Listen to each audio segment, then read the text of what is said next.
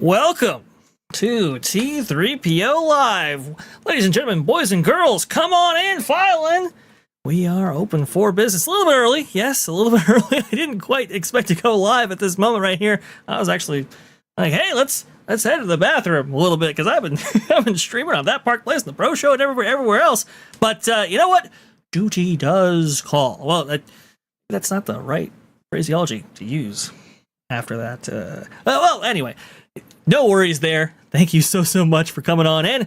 Yeah, we thought Mr. H was going to be live streaming here, and apparently that did not happen. So I very much do apologize for everybody. I would have was giving you the right time, but for all of those who are just joining us right now, thank you so much for joining us. We have an amazing show for you today, and to bring on this amazing content that we are going to be talking about today, whether it be theme parks or entertainment and so forth, we have the one, the only, the amazing Lou Wasserman's Ghost to join us. Lou, are you there? I'm ready always for so forth. The other stuff, not so much, but so forth are friends of mine. Oh, I know. I knew I could trust you, Lou. You're always ready for so forth, and it is absolutely amazing. But you know who isn't ready for so forth? It's Disney, because man, so the set this up for everybody here. The earnings call just took place, the fiscal year 2025 Q1 earnings call, that is. And well, you've seen the headlines, folks. You've seen that Disney Plus has lost about 700,000 subscribers in that quarter right there, at a time when they were giving away Disney Plus to anybody who would buy it. I think they were selling it for, I think, $1 at some points in this season right here. And that's bad enough. But Disney Plus, as we know, really doesn't generate much money. I mean, if it does, it's like, what, $45 million? Jump change right there. You know what does generate a lot of money, Lou? The theme parks. The theme parks generate a lot of money. In fact, so much money. Oh, go ahead, please. I just love that they blamed it on 2 hurricanes that took 2 or 3 days out of their schedule. On the other hand, it did make people from other parts of the country that were impacted maybe change their vacation plans. But that's a fair point. It's climate change, just like the fires in California and anything else we can blame on it. So give me a break. I think this is a bit of a stretch right here. Again, folks, the Walt Disney Company, I think a third of their operating income, that be profit, comes from Walt Disney World itself. It is huge. And I do agree with you, Lou. I think the hurricanes, they may have some impact, but I think that's very marginal at best. To speak about how much impact may have affected the parks, let's see right here. Let me make sure. By the way, has anybody gone back to the last year and seen if there were any storms in those months of the first quarter a year ago that they're comparing with? I don't know, but I bet it rained at least. Yeah, there have been some articles in which detail just how many losses that have been accrued by the Walt Disney Company with hurricanes, and it's not that much. It's a lot, but it's not that much. Wasn't there something where one of the facades on Hollywood Boulevard literally fell in during the winds or rain or something back? I forget when, but it was a while back. But that's the price of doing business, guys. That's the price of doing business. Is that it is, baby? Indeed. The rain must fall. So right. Anyway, I see you popping in and out. Our favorite overseas relay. Open channel D for Deutschland, please. Straight from Germany itself. This is the one, the only Erika from Erika and Raph. I wanted to make sure that she was ready. Erika, are you with us? Can you hear me? Yes. Yes. I can hear you. All right. Yep, I'm here. Fantastic. Excellent. And thank you so much for joining us. And oh my goodness gracious, we gotta take a pause right here real fast because Stormweaver coming in here with the 50 Canadian dollars. Thank you so much, Stormweaver. Seriously, very generous, and you were very generous with the Pro Show as well. Thank you. Thank you. Hi, Vash and LW Ghost. Good afternoon. All the best and take care. I guess Bob Iger, Kathleen Kennedy, and Kevin Feige, they know how much, know too much to get fired. Yes, that might be part of it, to be honest with you. It is. I don't know what Kathleen Kennedy has on everybody, but she should have been marched out the door a long time ago. The fact that she hasn't been is astounding. Kevin Feige, maybe I can see it. Bob Iger, who else is going to do the job? But Kathleen Kennedy, come on. You see, we keep making this assumption, this misbegotten, apparently, assumption that the reason people have and are retained in these jobs is because they create revenue. If their goal is not that, but rather to promote an ideology, then all bets are off, aren't they? All bets are off, indeed. If she was there to promote an ideology, then yeah, she should be there. But if she was there to shepherd a brand, I don't think so. But there you go. Dexter's Lure Lab with $20. Thank you so much. Very generous, everybody. Thank you. Lou, did you know Robert Evans, and how does the movie Chinatown still ring true today? I never met him personally. I knew people who knew people who knew people, of course. And Chinatown, sure, it still rings true today. Absolutely. In fact, we did a Genre Guys on Chinatown that I don't know where it's at in the schedule as far as here versus pro, but it's out there and it'll tell you lots of interesting things about that film. I just want the wardrobe. I just want the wardrobe. God, the clothes are great in that picture. Clothes. They're so good. They're so good. Chinatown, very relevant today for sure. You gotta watch that film, folks, especially with what's going on in LA right now. Definitely watch that film. Very relevant indeed. I know it's coming to T3PO or that pod place very, very soon. I'll check on the schedule for you, but and maybe I'll even save this as a question for. I'll be back with Lou and you. How about that? Okay. Thank you so much, Dexter's Lure Lab and Mr. Blue Sky with $2, 5% for 3 days of altered operations. LOL. Yeah.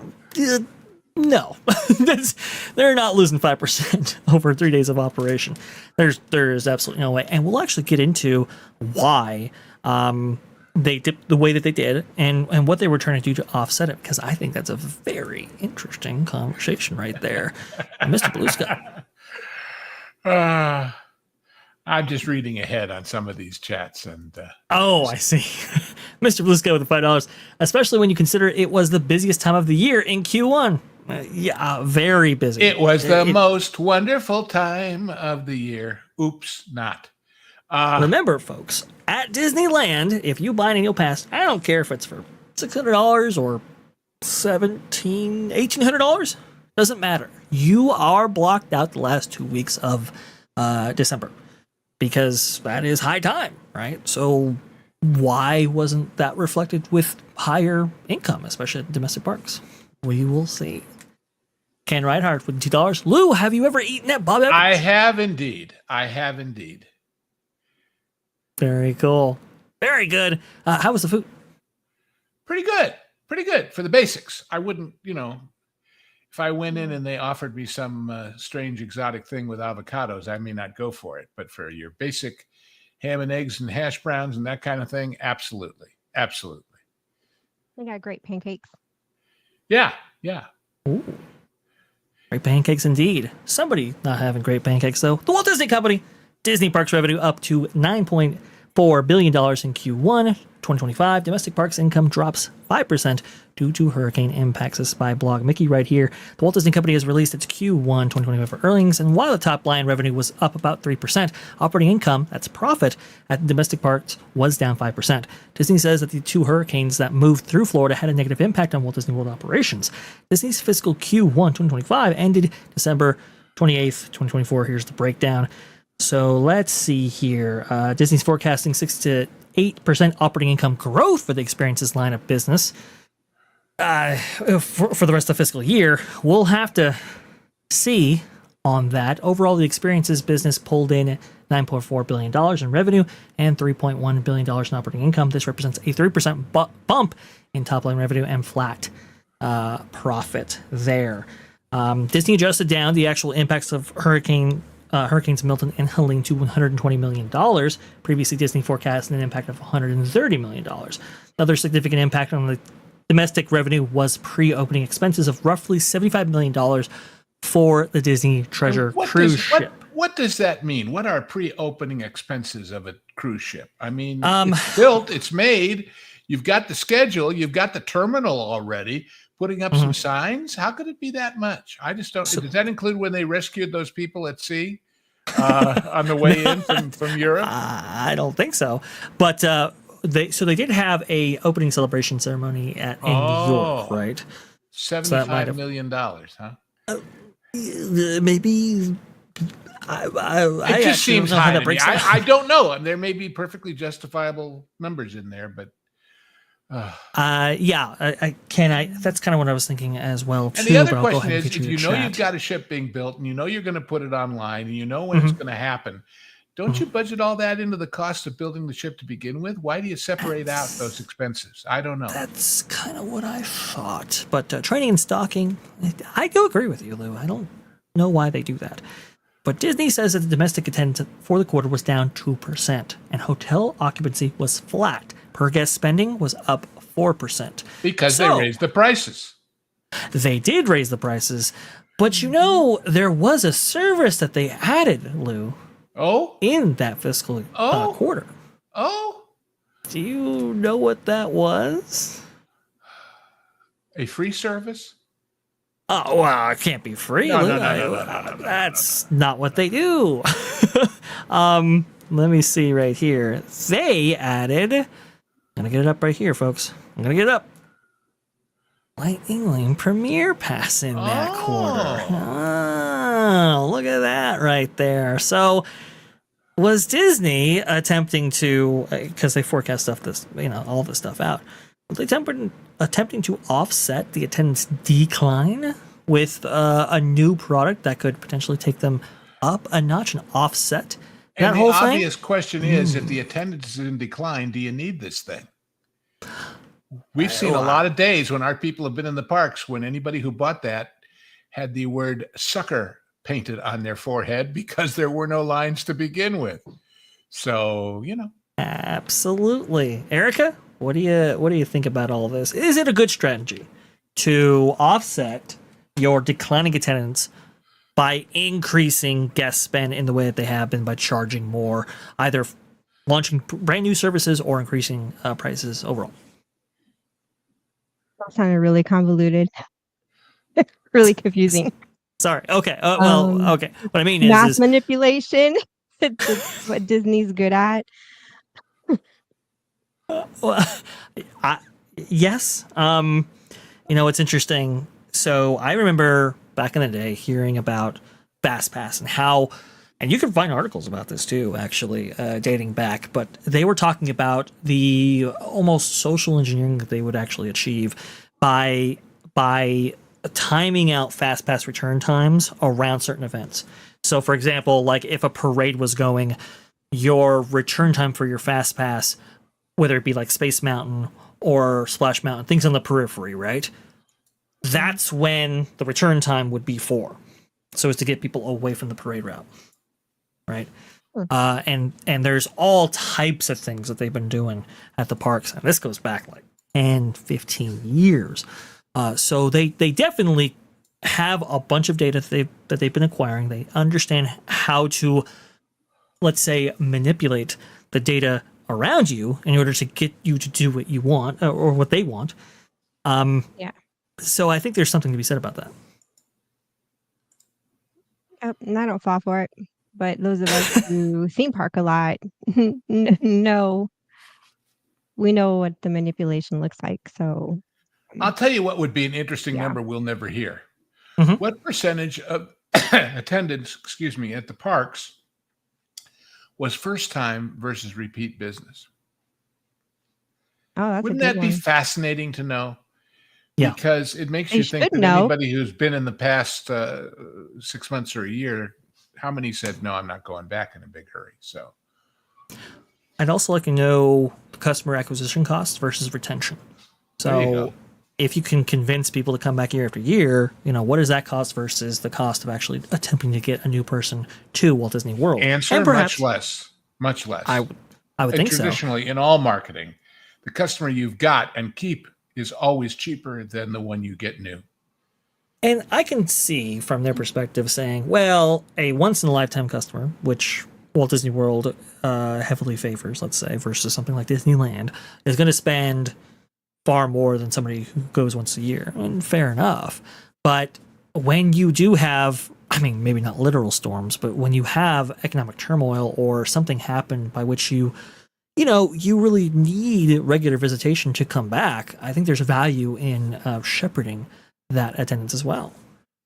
Well, I think we all know that after the COVID blockages ended, Disney misread the room. There was a huge pent-up demand that people said, oh, God, I can go again. And after they went and they found out that services were less, prices were higher, and meanwhile, back home, the bills hadn't gone away from being locked out of work or whatever during that period. They said, maybe we're not going to do this every year or even every 6 months or maybe even not for another 2 or 3 years. And so they assumed, well, we've got them all back. Let's soak them. And coupled with the fact that they slowed down the building and maintenance and everything else on the grounds that, hey, there's nobody there, so why bother? Not realizing that inflation would make the cost of doing all those things much higher the longer they waited. That's a pretty headwind storm to try and fight against. And their answer was, screw it, we're Disney. We'll charge $500 per piece of cake or whatever it is. They took on, in their infinite wisdom, they took on $40 billion worth of debt from the Fox deal, because the other $30 billion as part of that $70 billion arrangement was in stock options. Right. And we still haven't seen how much they're going to finish paying to Hulu in that deal. So, yeah. Who knows how much that's going to be? But they took on $40 billion worth of debt they had to pay interest on. Then, obviously the parks close and all the, pandemic stuff actually occurs. And so now you're at this point where it's like, oh, we need money wherever we can get it. Because remember, their theater business dried up and everything like that. And yeah, they employed a strategy of moving construction costs to quarter, which elongated how long something like Tron, let's say, would open up. But then, with inflation, with increasing construction costs, and increasing interest rates, Tron is probably way more expensive than it ever needed to be. And do the lights in the queue work yet or not? I think they got them working again, but and we'll talk about. And the ride lasts how long? Too. The ride lasts 60 seconds. Yeah, like less than a minute or something, right? Yeah. So I'll stand in line and wait 6 years for the construction to take a 60-second fly through something that was built for people who don't like roller coasters overseas, right? Sure, absolutely. This seems like a... And every minute, remember, way back at the beginning of Disneyland, Van Arsdale France, who was the head of the Disney University to train the cast members, talks about, I think it was the second summer, and they had one guy who was a amusement park pro, even though Walt avoided most of those like the plague, and they're walking around and the park is full and the lines are long and everybody... And Van turned to this guy and said, well, we're finally there, aren't we? And the guy said, no, you're doing terribly. And he said, what do you mean? He said, well, every minute they're standing in line, they're not buying a Coke and they're not buying a ticket and they're not buying a souvenir, and you need more rides. So they haven't learned that lesson lately, have they? Cutting back and eliminating. So anyway. That was the whole idea behind like FastPass, right? Oh, if we get them out of line, then they can be, buying merch and all the other things that they do. Now it's Lightning Lane and now that's monetized. So I don't know where their head's at. Ken Reinhardt, CV would be what you're going for right there. Yeah. You're not going to be able to find him easily in the annals of Disney history. Very interesting guy. Let's see here, but something's looming. That's quite a picture. Looming. Who did that? That's great. Scott That's Walker. Great picture. He has been doing fantastic. Answer immediately. That's Jonas. He has been doing fantastic work, by the way. Go to his Twitter account, everybody. I've been featuring his stuff in some of our videos on That Park Oh, Place. send me that picture. I want that picture. Oh, absolutely. No, Absolutely. it's Well, go ahead. We'll put it in the great. chat right there for you. How about that? Just absolutely fantastic stuff. He's been there. He's got some photos, and give me time, and I'll go ahead and get them up. But so for the Galactic Star Cruiser, right? You know, those press photos of you know, people interacting with intercoms and so forth, and you know, computer screens. He took those and put on like Amazon purchases and the AI art that we featured at the carriage house, and it's like, oh look, the Imagineers are already getting to work in their new digs. We're the Galactic Star Cruiser. That's pretty great stuff there, Scott. Thank you so much for that. But now Disney has finally acknowledged that Epic Universe might have a small impact right here. This is very different from what they've said before. We'll get into it this February 5th here by Blog Mickey. On today's earnings call, the very first question posed to Disney CEO Bob Iger and Disney CFO Hugh Johnston asked about Universal Epic Universe. And rightfully so. As you may know, Universal's third theme park, Epic Universe, is scheduled to open on May 22nd, 2025. The park will feature popular IPs such as Harry Potter, Nintendo, Universal Classic Monsters, and How to Train Your Dragon.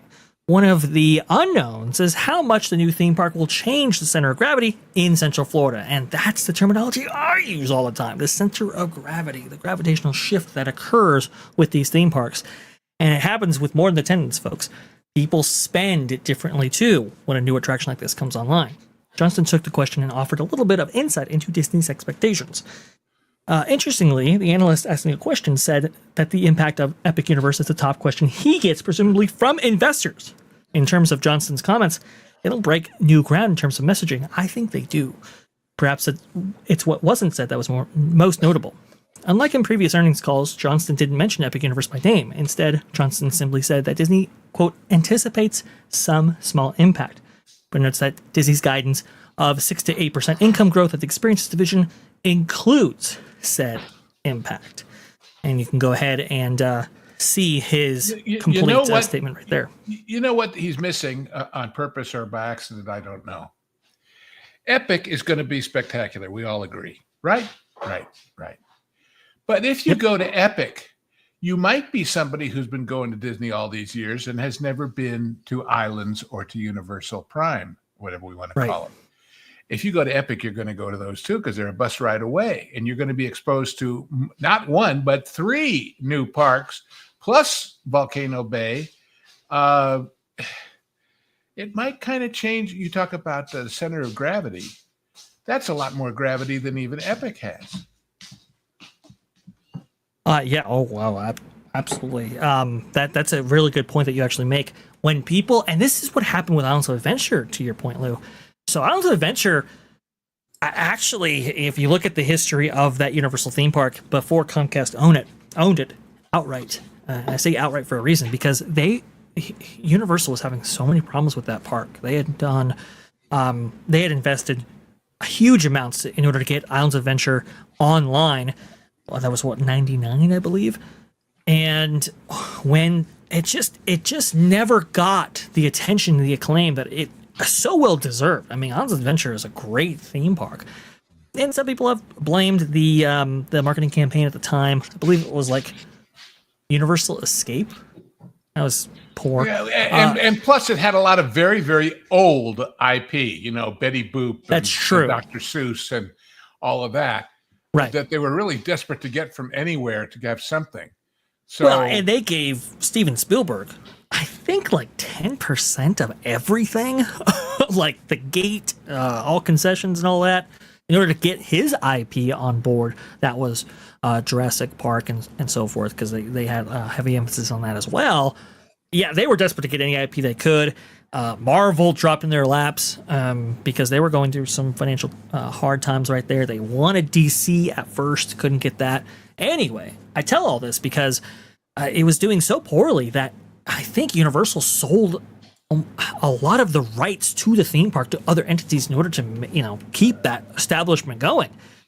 That all changes, of course, when J.K. Rowling decides to go with Universal instead of Disney and gets the Wizarding World of Harry Potter actually built. When Wizarding World opened in 2010, and that was right around when Comcast acquired Universal and NBC and all that, that turned around not just that land and just reinvigorated the entire amusement business and all that, but it transformed the entire park because people discovered it for the first time. When they were there to see Harry Potter and this amazing franchise, they're looking around going, hey, this Dr. Seuss stuff is actually pretty cool. This Superhero Island is pretty awesome. Hey, this Jurassic Park ride is pretty fun. And so that really gave a new light, a lease on life for that entire theme park. What Lou is describing here with Epic Universe is that same effect could happen with the entire resort. And that would be very interesting. And you know what that effect is analogous to? The people at Tower Records used to say that when a Beatles record or a Michael Jackson record came out, it boosted their sales like crazy because that's what people came to the store for. But as long as they were there, they started looking through all that vast inventory and finding all kinds of other things that they really wanted. Nobody just left with the one album. They left with 10. And there you go. That's a good point as well. And we saw that from merchandise sales and so forth for Wizarding World and Harry Potter. A lot of people coming to Orlando in order to see the Wizarding World for the first time. They went to Universal first. They went to Wizarding World first. They put down, I think the average European visitor at that time was putting out like $1,000 or $1,200 on merch. That was back in 2010 when that thing opened. And they were bringing it back to their resort hotel rooms, sometimes on Walt Disney World property. And so it was at that point when all these cast members saw all this Universal merch bags walking through that Disney finally decided, you know what, we have to respond to that. And that's where the term Potter Swatter comes from. But, I guess they forgot all those lessons. In the November 2024 earnings call, Johnston said that Disney's modeling would suggest that Disney would benefit from the opening of Epic Universe. Regarding Epic, we did model that into our expectations for the experience's outlook. As mentioned earlier, the early bookings that we have next summer are actually positive, so that's certainly a positive indicator. Well, you have reduced the prices for a lot of stuff via sales and discounts, I mean, come on. We also looked at the history of other attractions, other parks opening up in Florida, and it is beneficial for us. That is very much captured in the guidance we provided. I will say, you've never had something open like this in the social media era. Absolutely. Which changes the game. This is not SeaWorld. This is not Legoland. This is not Bible Land or all those other crazy things that open in Orlando. Right. This is something new.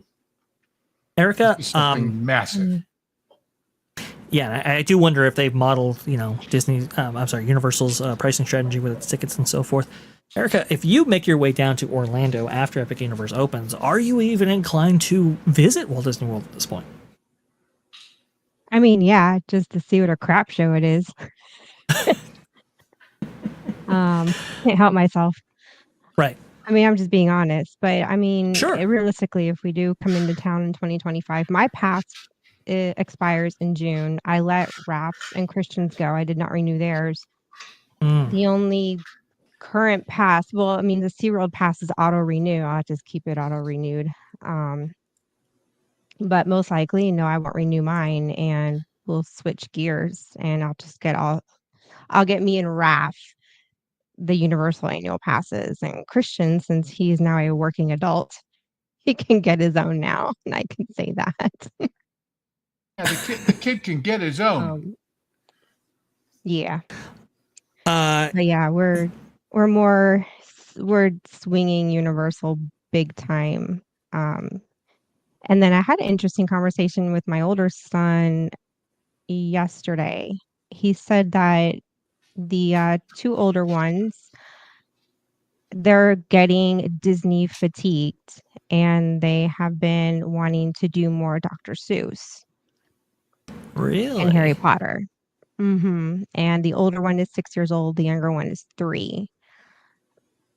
So I found that kind of interesting, how the kids are kind of flipping. Yeah. That's very interesting that you actually say Dr. Seuss, because we just recently heard that they're doing a Dr. Seuss movie, interestingly enough, with a release schedule in about 2028. And we were going over this at that Park Place.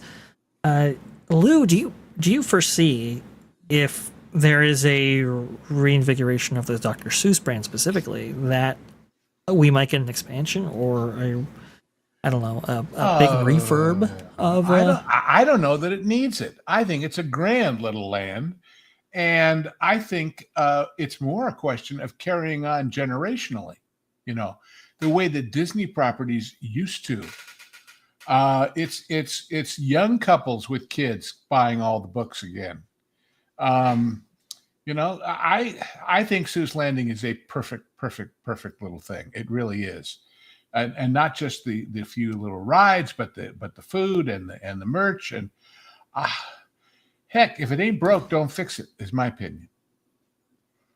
Now, if this movie comes out and becomes mega huge, would they add an attraction based on it? Maybe, but I think we'll see Zelda in Atlantis long before that. So, go ahead. One Erika. thing about Dr. Seuss is that the books are easy readers. So Right. for a preschooler who's learning how to read, the words are That's a good easy point. for them. So I know with most parents usually gravitate to the Dr. Seuss books when their kids are learning how to read. So, and the stories are timeless and they rhyme, and the artwork that goes with the characters in the books is just timeless. And yeah, I mean, do they still do Dr. Seuss? I know when Christian was growing up, they always had a Dr. Seuss day, and they would do a parade at their elementary school, and they would really promote Dr. Seuss. The kids would dress up as their favorite character, and they would have a whole parade around the school celebrating Dr. Seuss.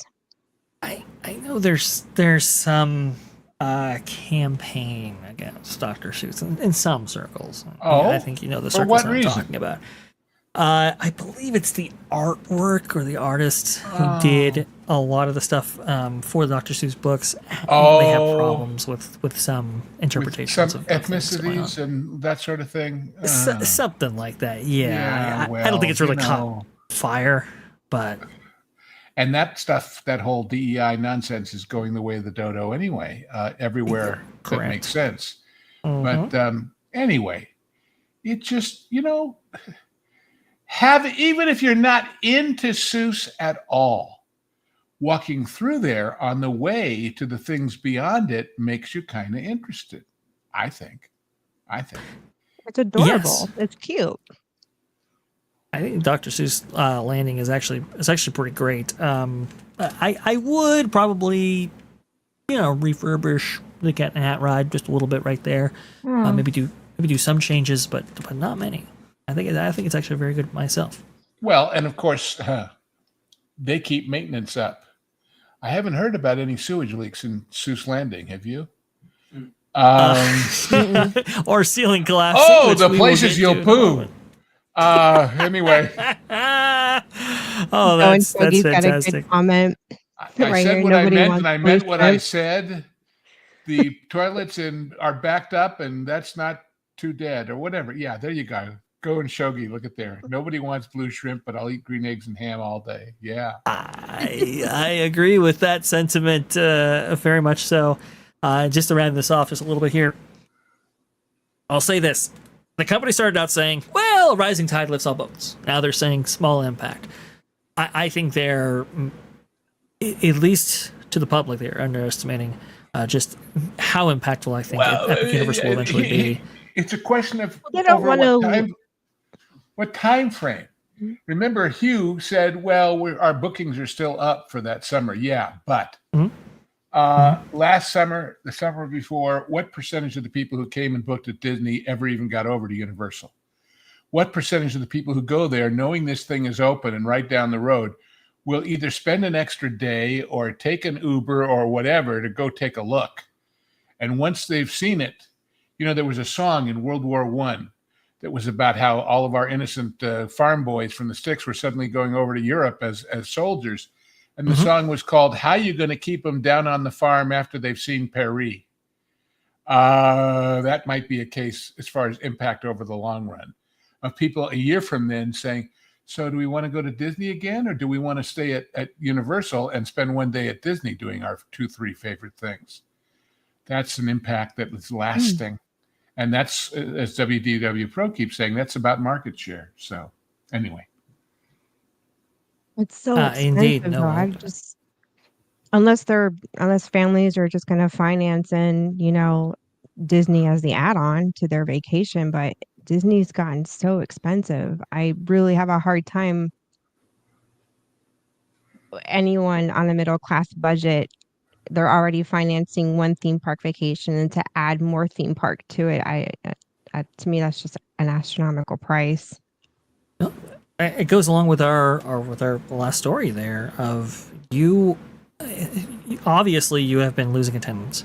You charging more in order to make up for that lost attendance is a losing strategy because the value statement is just not there. And with people continuing to pull back, I don't know how you can justify the increased prices if we're not seeing or getting more things for our money. It's a strategy that they implemented during COVID, and they haven't really moved away from it, and they become addicted to it. But speaking of things that's the way to put it, addicted. Mm-hmm. Right? Yeah. It's just it's terrible. And take the flip side of what I just said about the impact. Please. If Disney decided to put back in Magical Express and the dining plan and all the stuff they took away, and even kept the prices the same, how long would that take to impact? It wouldn't be right away, but it would certainly grow over time when people were making an assessment as to where they wanted to go next and which place they wanted to stay. But Disney doesn't have any patience for such things. Disney doesn't have any long-term view. They just want it now. So yeah, like a toddler. That's a management failure. Yeah, there you go. Without any consequence. Wasn't there one of the songs in Willy Wonka that was like that about I want it now and then something? I don't know. Anyway, I think you're right about that. But something we want now and something that we're addicted to. Well, it'd be the one, the only Joshua Harris. Josh. Hello, everyone. How you doing? There he is. Hello. Erika, I love your wallpaper. It's wonderful. Oh, thank you. Oh, and I wore this shirt just for you. Oh, well, that's awesome. Great. Wonderful. That's good. Oh, that's super cool. Awesome. By the way, if anybody hasn't heard you were going to be on, I was like, I got to wear EPCOT.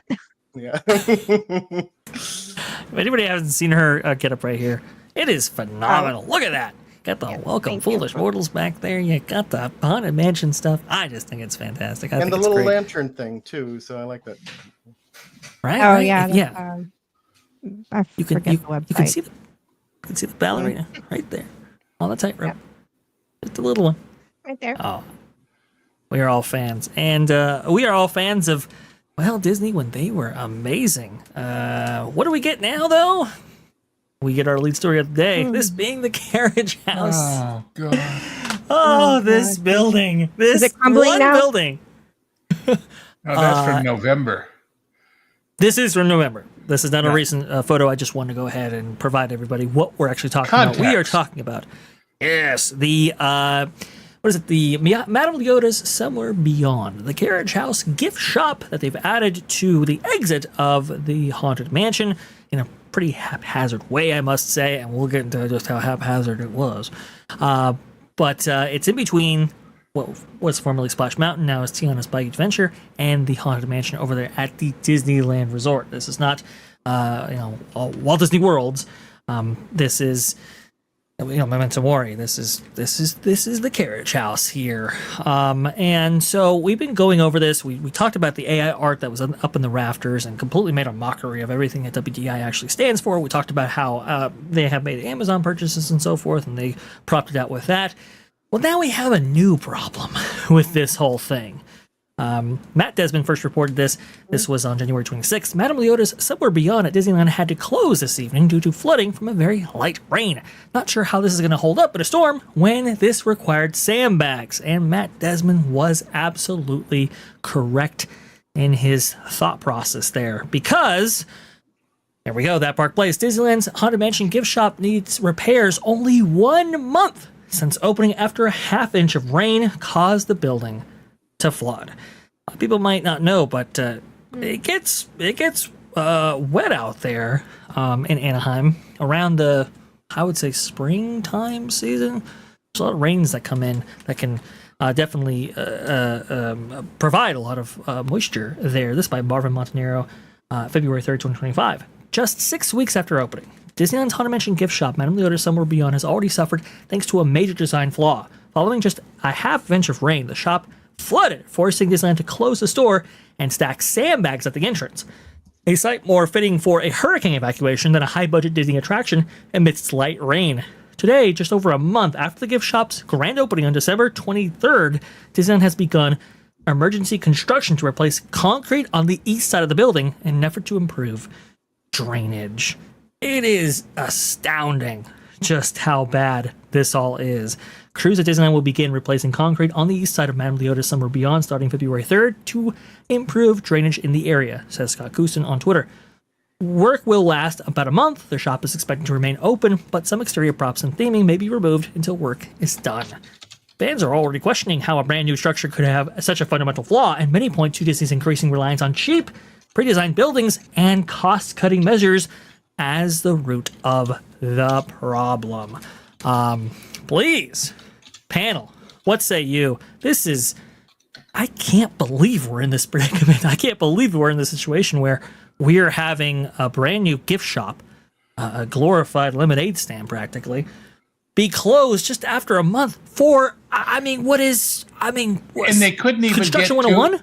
two barriers that matched. Yes, two barriers still And match. folks, we have exposed before that this building is a kit from a barn company, a shed company. I guarantee you that every one of the people who ever bought this building as a barn or a shed was instructed to make sure that there was drainage away from the building and not into it, because that's what people do when they build a barn or a shed or a house or anything. Apparently not at Disneyland. This story just is confounding, and it gets worse, folks. But before I introduce that part of it, Joshua, how does this happen? How does this happen? How do we get here? From what I understand, there's been recent comments. I can't exactly remember who the source was, but supposedly this was not primarily done by Imagineering. That this was done by a sub section of the park. It could have been merchandise. It could have been Walt Disney Entertainment or special events. One of those might have actually been doing this.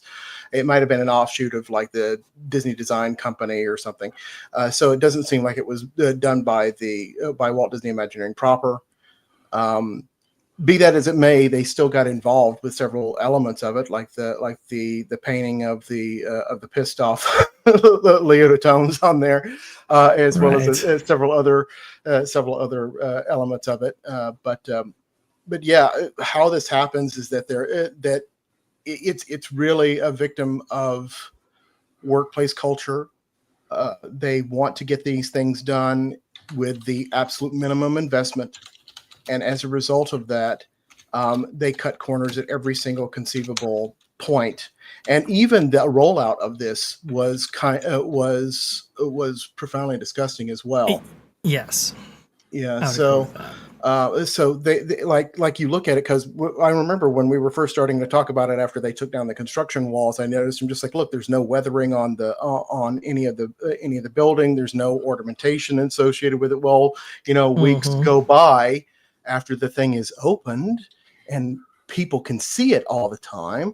Well, they finally did add some weathering onto the facade, and they also added wrought iron work on the sconces and a couple of other things on there. It still looks horrible, but at least it has something on there. But then again, that's not really an excuse for it. But also, there's other factors that are involved with it as well. That we could perhaps get into later. But something else, Josh, when you talk about these add-ons, obviously they were in reaction to negative reactions and not planned. Because if you're waiting for this kit to show up, you sure as heck could make all of those things. You've got the stats, you've got the dimensions of the windows, you've got the peak of the roof for that curlicue up on the top. You have all that, but you said, why bother? We didn't need it. And then when people said your baby's ugly, you start backtracking and you start catching up. I'm not sure if I completely agree with you about that one. Okay. Because I've seen projects before where they've opened it without an element or two. Not all of the elements have not been there, like this one was, where it was just basically a blank slate. I mean, like in the past, they have opened it up with like character finishes, which is the aging and everything. That's what the official term is, character finishing, and all of the ornamentation and everything. They've done that before. But then they would add like one or two elements later, but not the whole thing. I mean, yeah. I do think that this was, they had it in the plans, but they obviously wanted to get it open as quickly as possible. But, it's just like, and I understand, it's just like, okay, yeah, sure, we want to get it open for when the Haunted Mansion proper actually opens. And that's great and all, but look at all the negative publicity that you're associated with that. Sometimes, like, deadlines are fine, having goals is wonderful, but at the same time, it's just like, sometimes they're arbitrary, and that's just arbitrary. It's just like, look, if this wasn't done, then it wasn't done. Then you shouldn't have taken down the construction walls. You shouldn't have let people in there, because especially when you have all of these, you have all of these in-park commentators, especially at Disneyland, where it's to almost an absurd level. That you're going to incur a lot more bad press if you debut this in this way. And that's why we were all shocked when they actually opened Tiana at Disneyland when they did, because we all thought, well, they'll put it off till after the first of the year and get everything fixed first. But no. So the deadline is the deadline, and everything else be damned seems to be the attitude. And Joshua, here's the thing. I understand. Oh, Erika, did I cut you off? Mm-mm. Nope. Okay. I understand the inclination to put this on retail or put this on another department than WDI, and that WDI may have been involved but not necessarily responsible for the whole thing. I get that whole reasoning right there. Here's where I push back just a little bit. One, Kim Irvine was she was very open about how much work they had, been doing the building, the design, language, and theme, and all that. Said that this has been in works for over a decade. Okay, fair enough. Maybe it was in corporation. But the other thing, though, too, is that we have seen, how many things have we seen in the recent years where just, look at Communicore Hall. You have Blog Mickey saying it's an embarrassment. You have lights. Yes, well, indeed. You have lights, though, that in the center of Epcot that don't actually function because pressure washing. This is 101 stuff right here. And that was 100% responsible of WDI and their actual contractors for it. So yeah, I'm not excusing the behavior in the slightest with that. And I'm not, just because I have friends on the inside there, to quote Facility, I'm not excusing their behavior. I'm just saying that it does give us at least a little bit more of a reason why it actually happened. But sure. And also I would say this too. I'm just like, the crown princess of Imagineering here has lied several times in this article. That's so I true. really can't believe anything that she's saying about that. You could say that something's been in the works for the decade, but that just means that you were thinking about it on a quiet Sunday, every day, every Sunday for like 2 or 3 years. And then you maybe sort of put out feasibility studies, and then maybe sort of done this and everything, but not really done it with that one. But they just said, like, okay, fine, you really want this as the merchandising people, go ahead and put it out on the cheap. But yeah, also, a lot of this has to do with, and I really hate having to say this, but if we don't say it, we're not being honest. Sure. This is and we're not really addressing any of the issues if we don't. Mm-hmm. We already know that most of the WDI contractors now have to now are required, still are, even today, are required to have DEI initiatives at the forefront of their company. Yep. Keep this in mind too. Okay, when you apply for Imagineering, they are discriminating against you based off of your race, sex, and orientation. Yep. When you do that, you dramatically decrease the pool of competent workers that you have in there. So you have DEI at WDI, you have DEI at the subcontractors, you have DEI that are in the college graduates, you have DEI that's going into college applications. So you literally right now, the people that are working in these particular organizations are literally the worst of the worst of the worst of the worst people involved with it. And I'm sorry, it's just like if people would say, why don't you have to bring DEI into everything? Well, the reason why we have to bring it into everything is because you brought it into everything. Yeah. It is so true. If you place an emphasis on immutable characteristics over quality will take a hit. That's just basic. I mean, that will happen. So, and it's a mathematical situation, though. I'm not even saying this. It like for anybody who's listening who might be bucking this whole entire thing, it's not. It's a mathematical problem. Okay, we have 20% of this nation is around roughly 20% of the nation is African American. Well, if you skew your hiring pool for that, that means that you're discounting 80% of the population that would actually want to work for you, that has a passion for this. And yes, you can point to 2 or 3 people there that really are the exceptions that prove the rule, but theme park design is a profoundly Caucasian environment. It's always been that way. And yes, we can point to 1 or 2 people that have excelled in that, like the one guy who is in R&D. Can't remember his name right now. It begins with an L. It's a weird sounding name. But the one who created like the hollow tiles and has like 90 patterns and everything. I mean, that's an exception to the rule. But most of the time, you're going to encounter Caucasian people that are going to be interested in this as an art form, and that's really how you should examine it. So when you discount, like, it's not even the 80%, it's more like 99% of the people that want to work for you, you say are not eligible because of these immutable characteristics, which have nothing to do with their actual competence.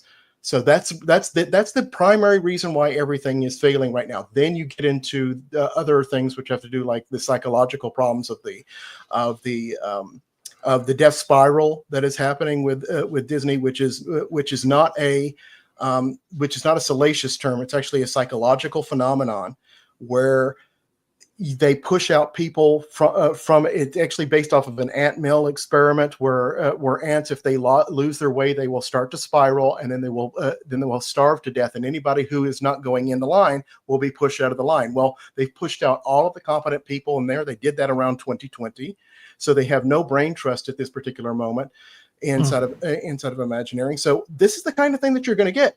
This is the reason why you can't have any respect for them. And this is one of the reasons too why, especially on something like Twitter, where people want to have gnat-sized attention spans that they don't understand. It's just like, yes, I do want a new version of Spaceship Earth. We definitely need a new version of Spaceship Earth. I do not trust them to do it now. And I'm more comfortable with waiting another 5 or 6 years so that we can sort this problem out than putting together a haphazard version right now that we have to live with for another 20 years. So that's the entire problem with Imagineering right now, as far as I'm concerned. I don't. They have, in short, no Hippocratic oath of first do no harm. That's a very good point. That's a very good point. Speaking of not doing any harm, Daily Dose Deborah, I know Deborah's in the chat right now. She offered this question right here, and I want to ask this for Lou, actually, because he might understand this a little bit better than I do. How do you get a permit to build without proper drainage? I mean, from what I understand, the LA process or the Southern California process of actually building anything is heavily regulated. You need a lot of permits and things in order to get stuff done. How does this make it through the design process, blueprint process, permit submission, application process, and we don't have proper drainage? Well, I don't understand that. I think in this, I have no knowledge. I only speculation here, okay? First of all, when you're buying a prepackaged kit like this, it has to meet standards in all the states that they do business, probably all 50. So that kind of grandfathers you into whatever process they went through. What you set it on is another story. But if you say, well, it's just going where we've already had concrete, what's the big deal? Maybe they kind of give you a pass because, hey, it's Disney and it's local, and I don't know. But what Josh just said. Yeah, there it is.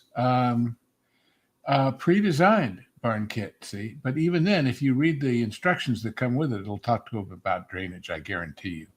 Because sure. They don't build this thing to be forgetting about the issue of people and slipping in water and destroying things.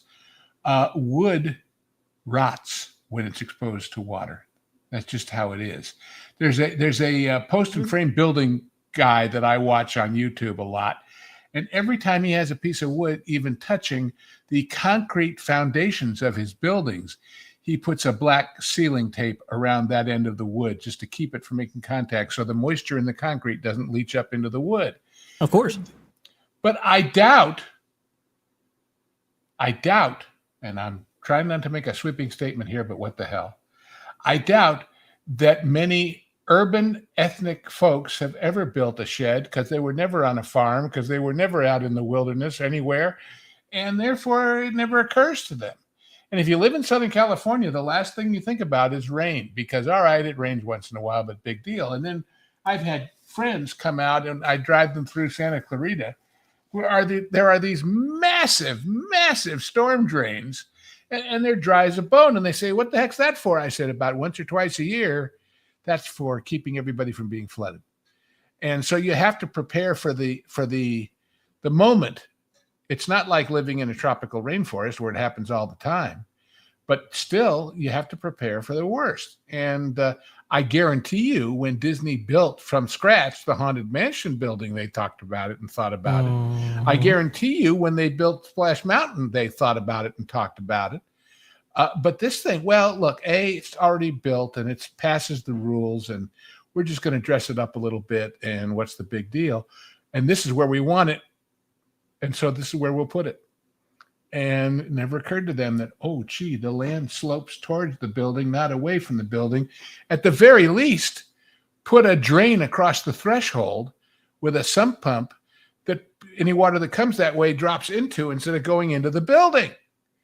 Didn't even do that, did they? No, they Lou, won't. And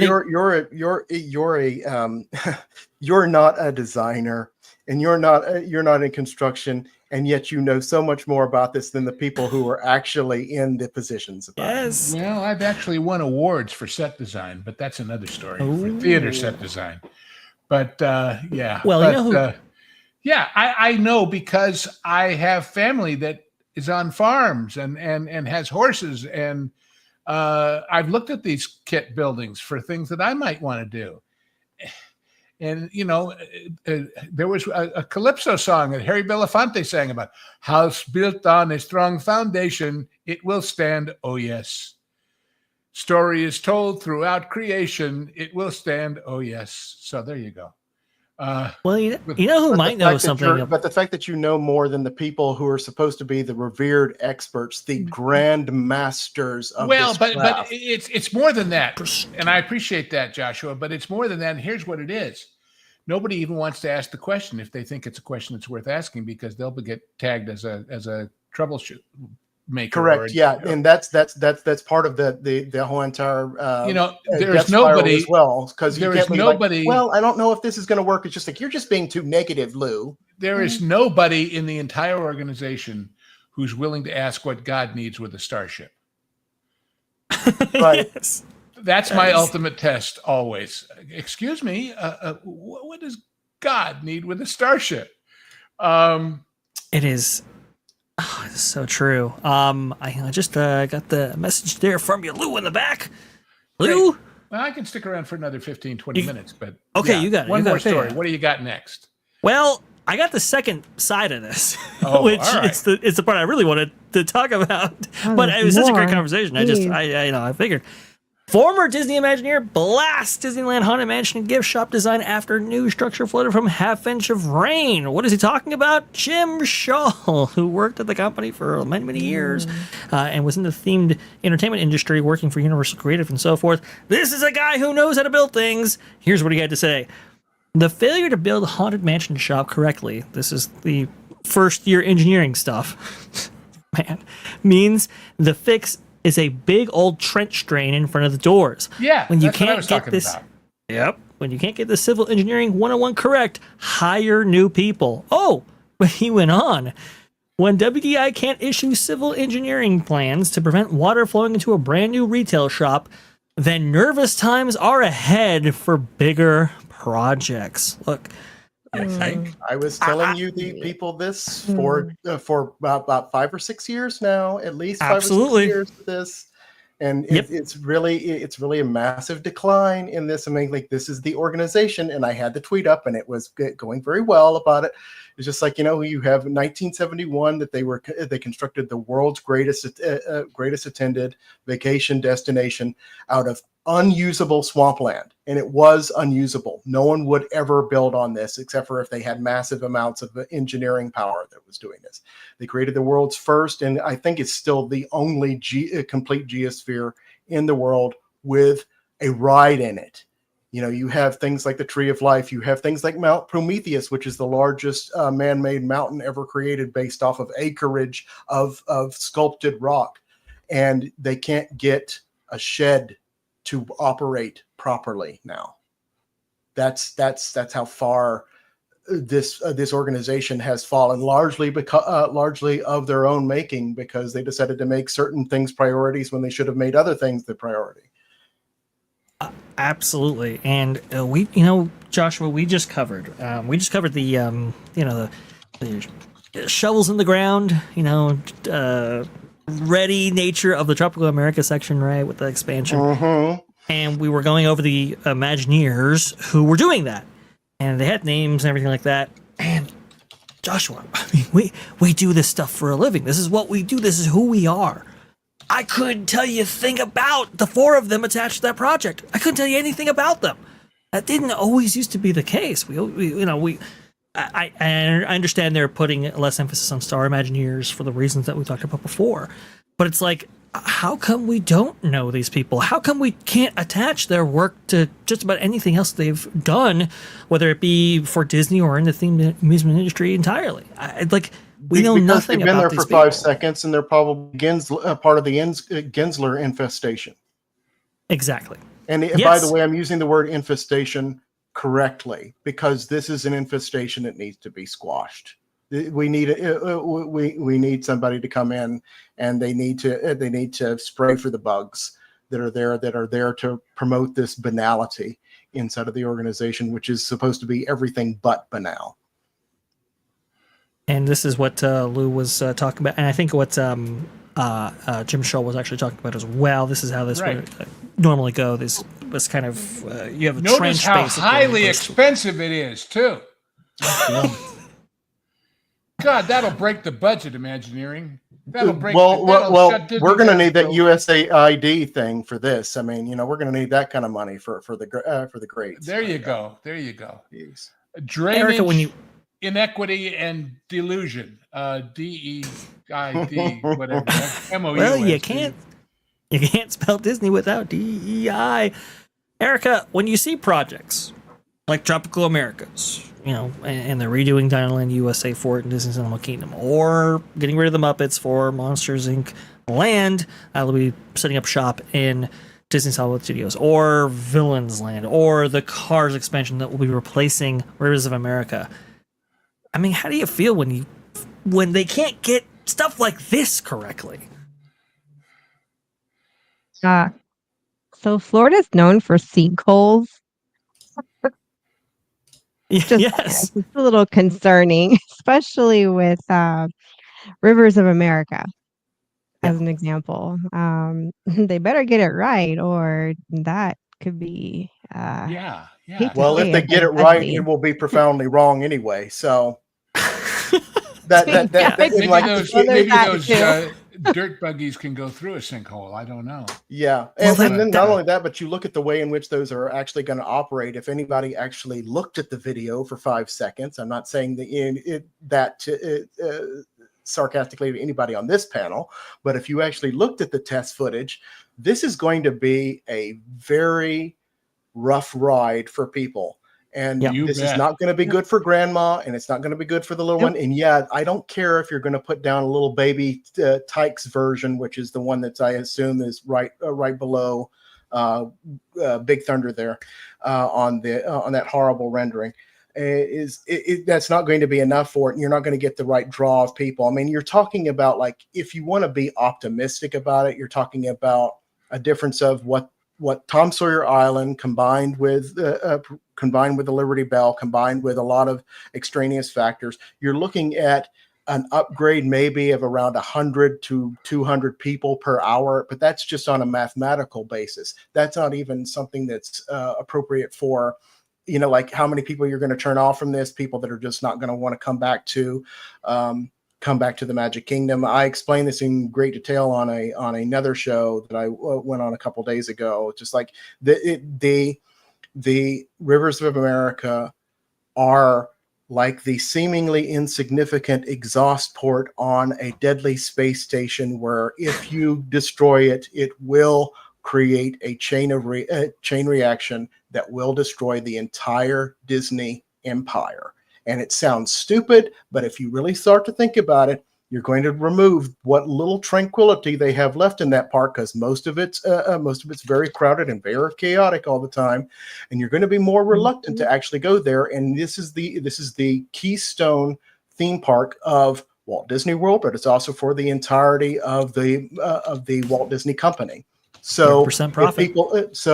I love Epcot. I love the studios. Both of them have massive identity crises right now, and really are not as thematic as they need to be.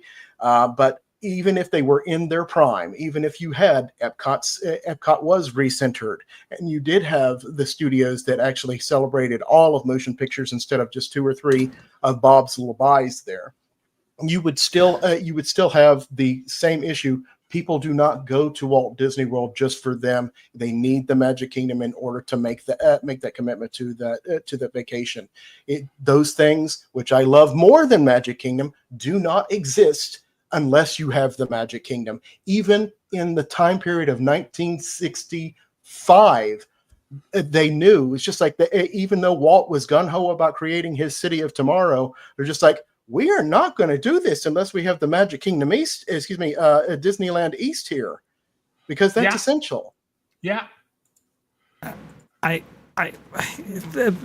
couldn't say it better myself. The thing that worries me about this whole thing. Okay, so yes, getting rid of Magic Kingdom's Rivers of America is a horrible decision. On the face of it, I wouldn't do it, right? Unless that idea was really, really good. I mean, really spectacular, which I don't think this Cars thing is it. But okay, fine. We're going to go ahead and do this. And by the way, they screwed up those submission plans as well. Remember, we have the South Florida Water Management District coming back and saying, wait a minute, hold on a second. We need more information. We need more clarity. We need better blueprints. So please deny the permit. So, I'm telling you, Ron DeSantis, you're my buddy of mine. Please get rid of this thing. Okay. Yes.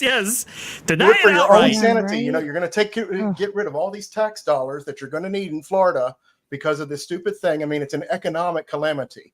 I mean, yeah, we can go ahead and we can do the environmental angle. Fine. Wonderful. Whatever it takes. But still, Yes. But here's the thing. Save Disney from themselves. Yes. Yeah. Absolutely. And it's not only that too, it's just like, we might say it, and like there might be people who would be on the sidelines and just like, why are you people complaining about this and this thing? Where I'm just like, well, you're talking about the livelihoods of over 70,000 people in Central Florida, and you're talking about the livelihoods of over 200,000 people that are associated with this in the greater Central Florida area. Because if you remember what happened when COVID happened and they had to shut down all of the theme parks, that's very much what could be in the future, and it could be there permanently after this. Walt Disney World is basically on the chopping block right now, and you could be looking at a situation where it becomes a distant memory, like the Pacific Ocean Park in California or Coney Island in New England. You're looking at that kind of New York damage. Long Island. even if people believe that this might be a good idea, let me just remind you folks, these are going to be wirelessly controlled vehicles out in the, open, outside, exposed to stuff like rain. Now, we know from Wires of Resistance, for example, or Ratatouille, or any of those other attractions, that if they are off by just millimeters, that sends the entire attraction into e-stop. You're going to have wirelessly controlled vehicles exposed in the rain when you couldn't set up a glorified lemonade stand at Disneyland. What? I don't know how I'm supposed to have any confidence in you whatsoever that something as ambitious as this will take the place of Rivers of America smoothly or swimmingly. And I have no idea. Keep this in mind as well. Okay, we do have a relatively stable attraction now at Disney World, which still has to go down every single time that it rains, and that's called Test Track. And Test Track was notoriously 2 years late in its opening. And there's some fascinating stories about the hubris of that whole entire thing, but I won't get into the technicals about it right now. But still, it was they took them 2 years to get that operational. They still have to shut it down during rain and during electrical storms. And this is supposed to be in the Magic Kingdom, where everything is supposed to run 100% of the time because it is the most populous park on the planet.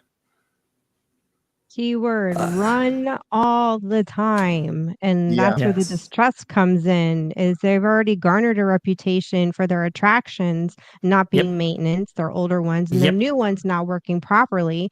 So for somebody like me, I'm sitting here and I'm probably going to pause on seeing any new lands and attractions just to see, well, do they work? First of all. Never mind, do they work? Are they safe? Are they safe? Exactly. It's going to take one accident to entirely. We talked earlier on the pro show about people being worried about setting their kids in front of Disney Plus. What about putting their kids on an attraction when they can't cause drainage in front of a shack? And the neck problems and everything. I mean, you're looking at like you could kill this. I mean, like, Mission Space has a death toll of like 3 or 4 people. I can't imagine, the amount of horrors that are going to happen with this new one. So, sorry, I'm laughing because you have to break the tension, but still. Erika, go ahead and give you the final word here. Yeah. Oh no. I was just kind of pondering, but because I was just thinking of kids. It's And as for the Bloomin' Onion, which is what I call that land, the Bloomin' Onion. It does look like a Bloomin' Onion. They better have the bubbling pot of horseradish apricot sauce. That's all I've got to say. Right now I'm hungry. Yeah, me too. I am starving. Well, let's go ahead and get some food in Lou's belly. But before he goes ahead and indulges himself, I want to go ahead and put the super chat on the screen. Deborah with $10. I appreciate you, Lou. Deborah, your appreciation is appreciated. Thank you very much. Absolutely. And I appreciate you, Deborah. Thank you so much.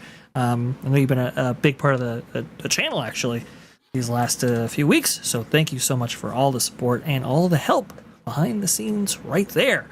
Lou, where can the people find you? Maybe at a Hollywood backlot with Lou and you, perhaps. That would be a good place. Every Sunday at 2 Eastern Time, you and I explore the mysteries and magic of the Hollywood that was, the Hollywood that is, and why they're not the same, I guess you might say. And now we've added music to the show and all kinds of good things, so don't miss it. Also, of course, I do the genre guys, and that shows up as a perk. A lot of you here who came over from the Pro Show got gifted memberships to the Pro Channel. If you're a member of the Pro Channel, you get to see the genre guys when they happen. If not, 3 months later, they come here for everybody. So we have a double dip, and we finally just recorded Sinbad the Sailor with Douglas Fairbanks and Maureen O'Hara and Walter Slezak and Anthony Quinn and George Tobias and Mike Mazurki and Sheldon Leonard, my old pal from the Directors Guild. And it's just a joy. It's just a joy, and you should watch it. Not just our coverage of it, which will show up, I'm sure, very soon, but also the movie itself. And I'm going to one more time tell this story, Vash, about Please? why you need to actually buy the damn discs before they mess with them. Oh, yes. I was watching a documentary series on Amazon the other night called Big Kitchens, all about major, huge-sized restaurants. Thank you, Deborah. And Big Kitchen was at one of the great restaurants of New Orleans, the Commander's Palace, which if you've never been there, shame on you. If you ever get to New Orleans and don't eat there, shame on you.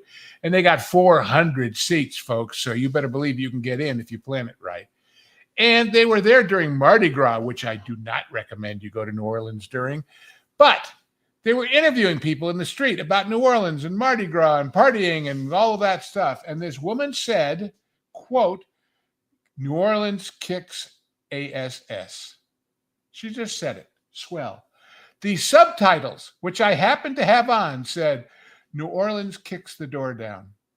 So if they can boulderize that simple expression of joy, what can they do to your favorite movies? Get the damn discs and save them in someplace special and warm to your heart, because you'll want to watch them again and show them to your kids and your grandkids, and you don't want to have to kick the door down to do it, okay?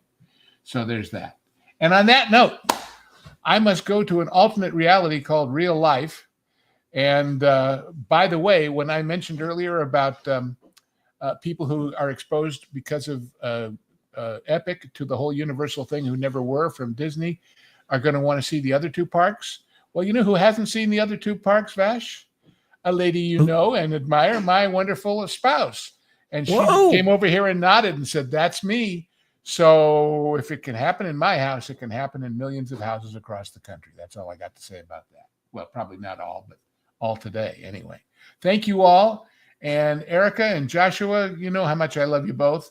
And for those who haven't been to Joshua's website and gotten all the wonderful music and positivity from the EPCOT that was, and probably won't be again, but we wish, go. And for any of you who have families in the military, Erika is doing all kinds of great stuff about that. I know because the aforementioned wife was an Air Force brat way back when. And I know about sheds, which brings Vash in because he's been to the woodshed a few times on this show. And on that note, I am going to vaporize and magically disappear. My garage. Gavin says, Lou, I love you. I still want to rummage through your garage or attic. You know what I mean?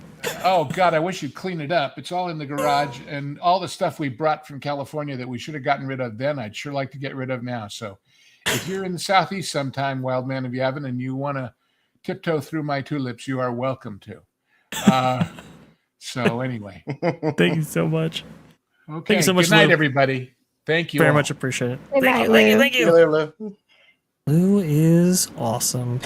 Very, very cool. Well, we have a couple more super chats to get to before we get to our next stories. Let's go ahead and get to those. Thank you so much, Wild Man of Yavin, for the $5. Very much appreciate that.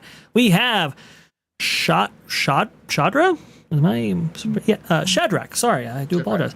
$9.99. Let's just call it what it is. A continuation of Iger's desire to erase Walt and make it Iger World. Joshua, I'm sure you have a lot to say on that. Yeah. I do. I really do. It's just about my old friend, Bob. How wonderful. And I do mean that in the Hohenschardt version. Yes, it's like, well, I'm very glad that most people are on the anti-Iger train now. So that's just wonderful that people are finally cluing in. Of course, it took the destruction of half the company in order to do it. So it's a hollow victory at this point, but hopefully, we will take any latecomers to the party. I'm sorry, Shadrach, if you were already of this inclination beforehand. I'm just speaking in general, not for you specifically. But yeah, it's blatantly obvious. It's perfectly crystal clear. He can say this or that or the other thing, but actions, of course, always speak far louder than words, and his actions always go against anything that happened before him. And most of the things that happened at the Disney studio during his time period as well, it's just like there's very little recognition for any of that stuff. I mean, I don't know exactly what's on the agenda for today, but if you want to later, we can talk about that absolutely disgusting display of that Super Bowl Disney Plus I commercial. knew you were going to say that. I was waiting for I it. am just so enraged by that. I haven't seen it. I gotta get a copy of this without the music in order to play it for you I guys. missed that I was part. meant. I don't think the Post, music is well. Oh yeah. Oh, so wait a minute. I think your music. is. They're using Up, Heavily aren't they? copyrighted. I think it's Up or something. It's. like that. I think it's heavily copywritten. Yeah, I'll yeah. try. I'll try to see if I can get that going here. It's fine. I don't know how I'm It's going fine. to do it. I think that everyone's already seen it. Although I do not ever suggest this to people because it's typically a bad thing. But you've got to play the game. We're in an ideological war. It's time to suit up, people. It really is, for multiple reasons. I don't like doing it. I'm a creative guy. Okay, I'm a lover. I'm not a fighter. Okay, I'm just like Roger Rabbit. Okay, I'm just the whole thing about that. But we have to do this. Please go to that video and downrank that to oblivion. Just thumbs down, thumbs down, thumbs down. Just awful. And by the way, if you're downranking that video, why don't you go ahead and like Joshua Harris on Twitter's post right here talking about it and condemning it because it definitely Where is needs. it? It needs a little boost right here. I'll go ahead and give you the the link here in the chat. You can go ahead and see it for yourself. Joshua was kind enough to RT the original, commercial. So if you want to, guys, you guys can go ahead and view it on your own there. When we actually talk about it, now you know what we're actually talking about. Bring a sick bag with you, or scream into a pillow when you're doing it. Just a warning when you're watching the show. Indeed. And, It's only a minute Matt, long though, so that's a good point. So. That is a good thing. Yes. I'm going to Whew. watch it real quick. So I'll be on mute. All right, Erika. You go ahead. You tell us what you think. Maybe that'll be our next story right here. Matt B, I want to go ahead and apologize with the 499. I saw this come through, and we had things that we had to present on screen. I very much apologize. I didn't mean to miss this earlier. Do you think we see the elimination of the last two virtual queues at Disney prior to Epic opening to boost attendance? Thank you for your 5th super chat, by the way. And what Matt B is referring to is the virtual queues on both Cosmic Rewind. And what's the other one? I don't know. I was thinking about that. I'm just like, what are the two that are there? I mean, are they? They're not doing it for Tiana's Big Mistake. They're. Oh no! Wait, they are. They are still doing it because they are still doing that. Yeah. It hasn't been alleviated. It was alleviated at Disneyland. They took it off Tron. Okay, that's where I'm getting it. Okay. Gotcha. Yeah. Well, in any case, it's a business decision. It doesn't have anything to do with who they are. No, I don't see that that's going to. I don't see that that's really going to happen. And one of the reasons why it wouldn't happen for Cosmic Rewind is because, again, in their infinite wisdom that they have now, that they are sorely lacking anyway, that they didn't build any external queue for Cosmic Rewind.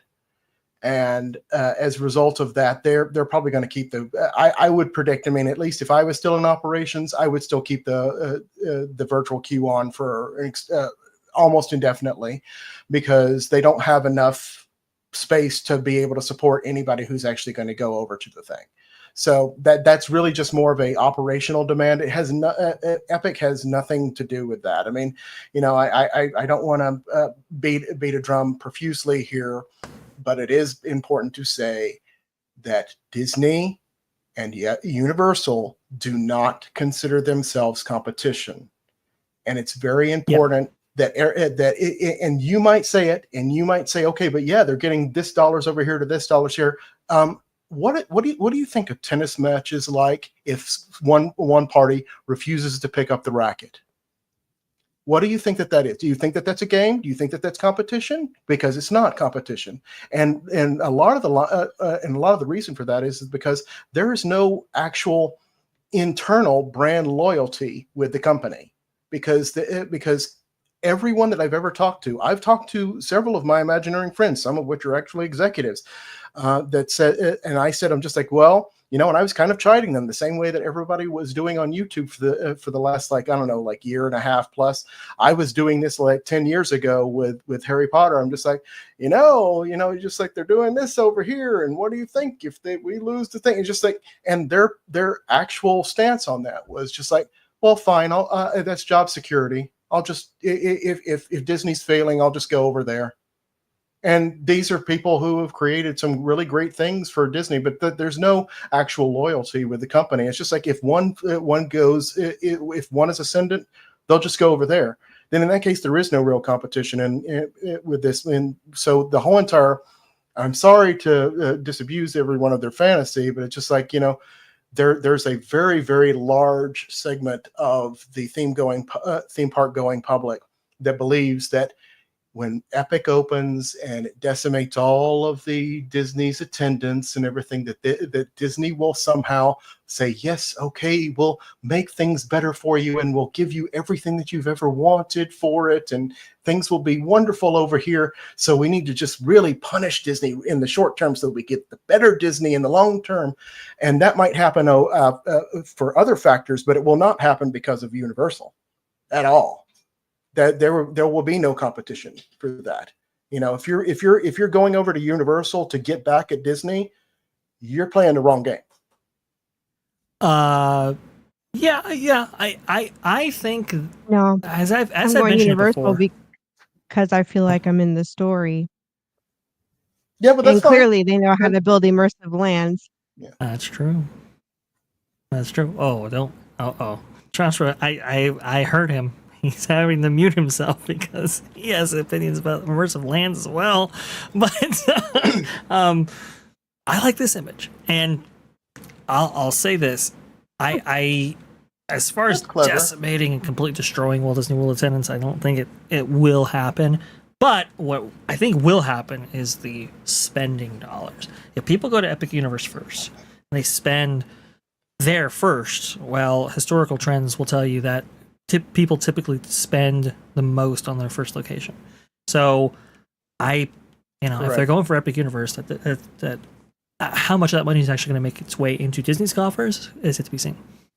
But that's not a dispute at all. I'm not saying that they won't lose the money. I'm not saying that there won't be a economic impact for them. They definitely Disney will lose certain part of their thing. Yeah, exactly. Yeah, just for the conversation, for the people out there, not for you and me. Their solution to it, because what's going to happen with that, if they notice that there is a significant drop, and for significant for them, I would say probably around like a 10% loss or something, which is kind of big. That what they'll do is they'll say, okay, good, all right, well, we're going to lower the price on your 5th day ticket, and then we're going to bring back this or that dining thing, or we're going to do anything possible to get you back in the short term with monetary compensation, rather than reinvest in themselves. Because really what Disney should be doing, and they should have been doing this since 2010, is they shouldn't have been playing Universal's game. They should play their much better, much stronger game, and they should create unique IPs, and they should create unique experiences for people to do that are specifically catered towards the theme park art form, rather than book report rides or any of these other things that are rather vacuous, and they also don't have the staying power. Go ahead, Erika. Yeah, you hit it on the nail right there. That's pretty much my sentiment, is they should have been focused on right there, the art and the creative of stories and characters and theme parks, the whole, and not worried about competition, not worried about, just do your own thing and just do it good, and they still have the potential to do it. They just need to tap into it and just do it. But they can't get out of their own way, at least right now.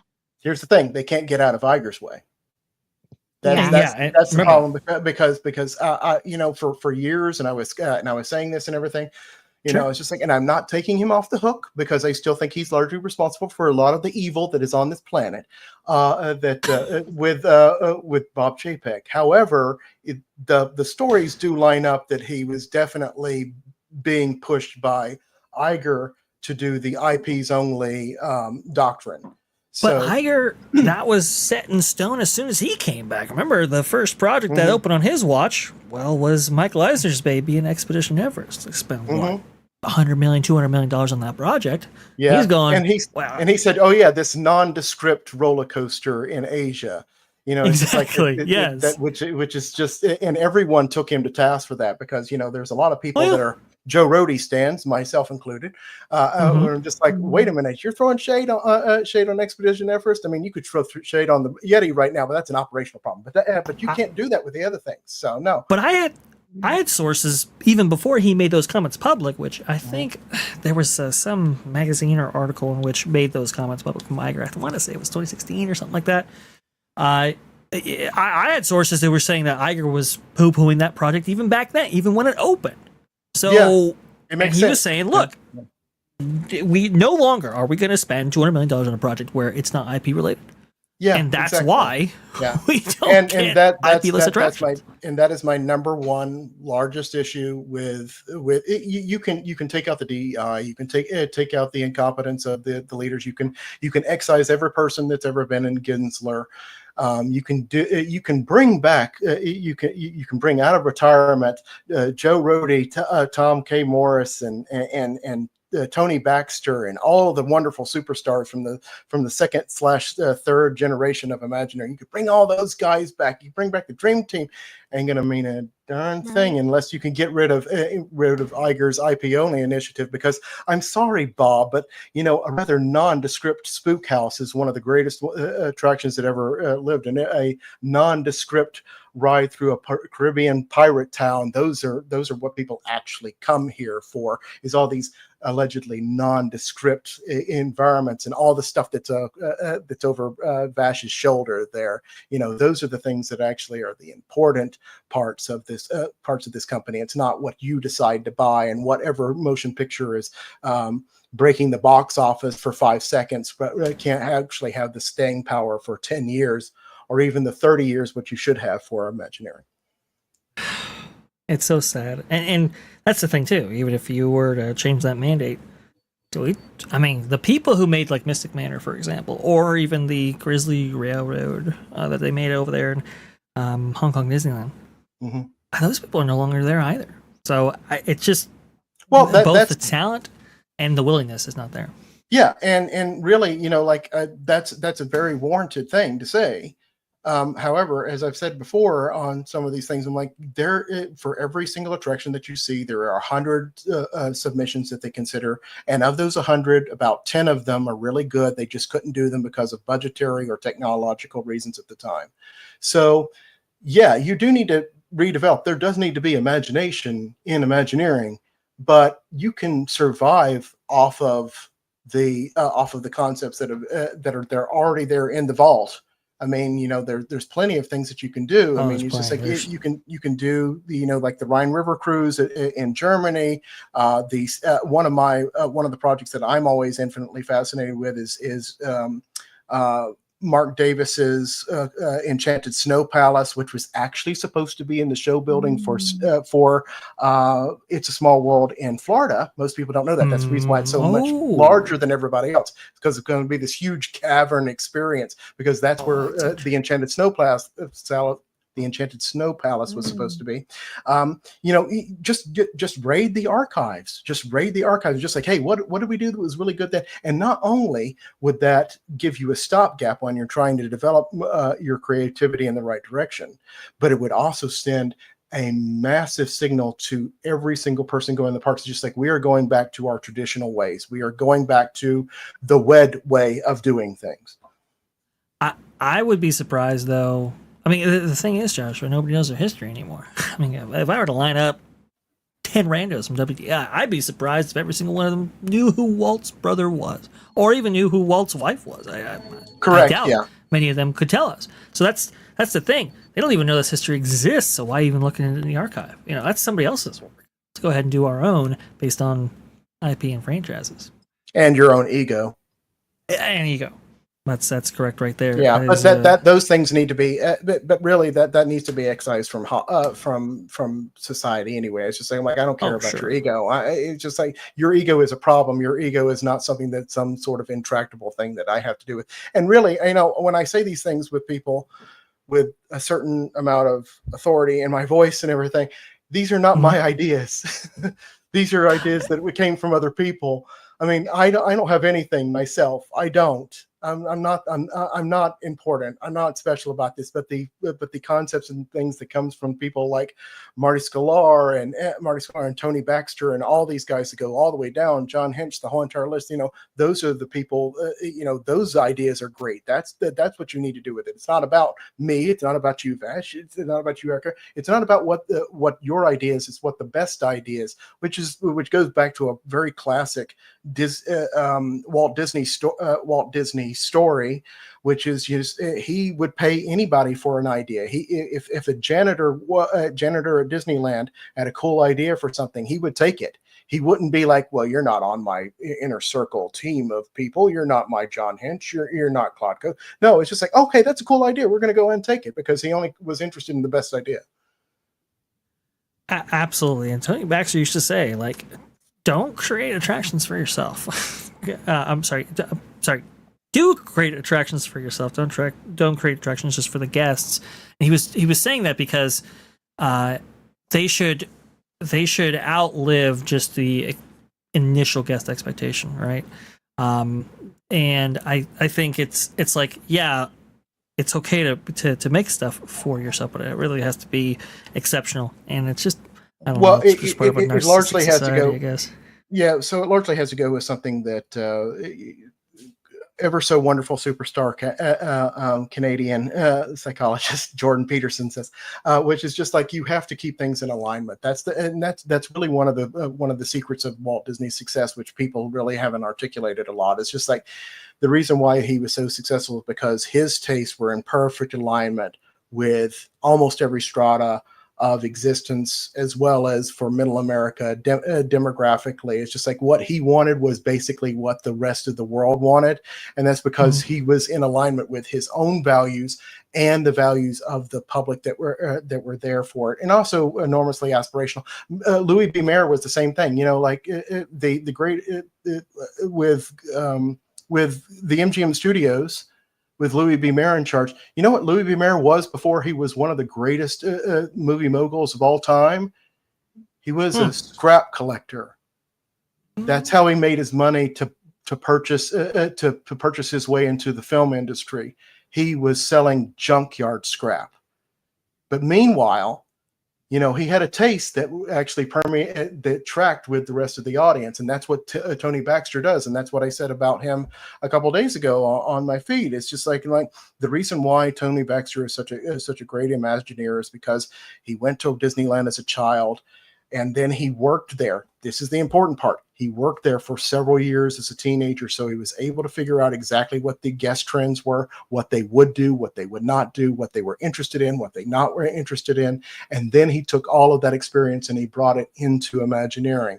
So it was the three things there that really got him to that. It was him experiencing the park as a guest, and experiencing a substantial amount of time as a cast member, and then bringing that into Imagineering. And there's people right now that go in there now that are just from design firms, or people that are there, SCAD, SCAD, what is that, in South Carolina, something of design or something. I can't remember what their thing is, but anyway, they're one of the people that fast track into Imagineering.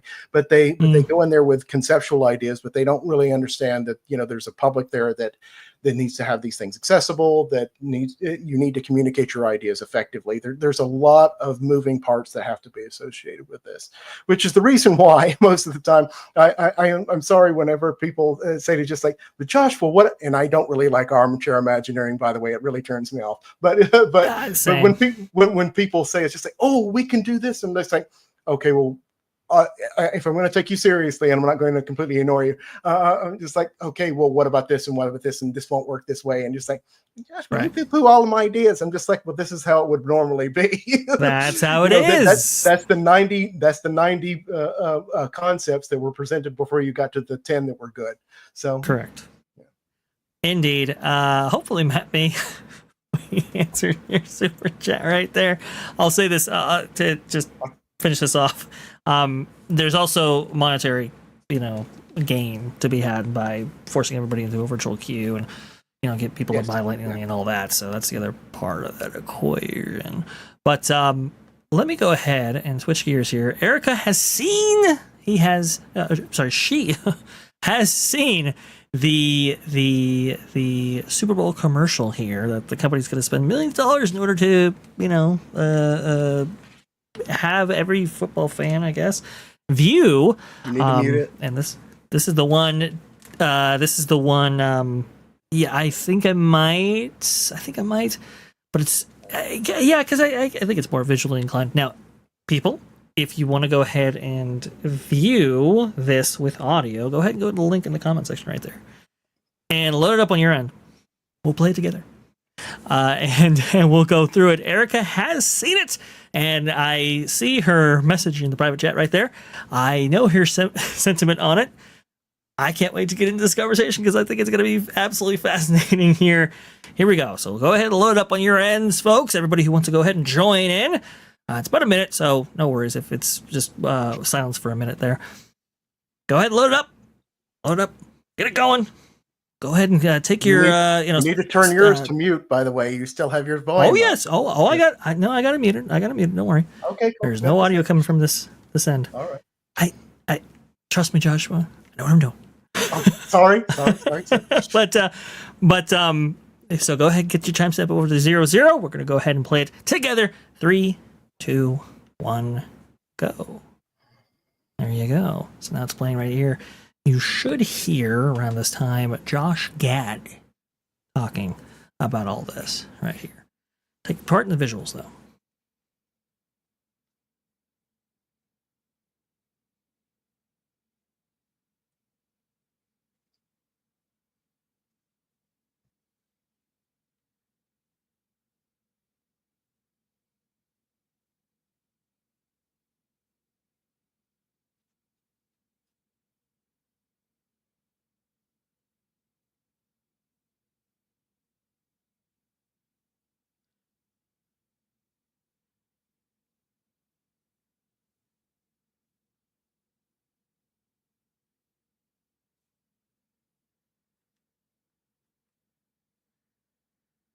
There you go. That is basically the trailer right there for you. You can see it on your screen right there. Yeah, not so good, Joshua, I think is what you were providing us right there. Not good at all, indeed.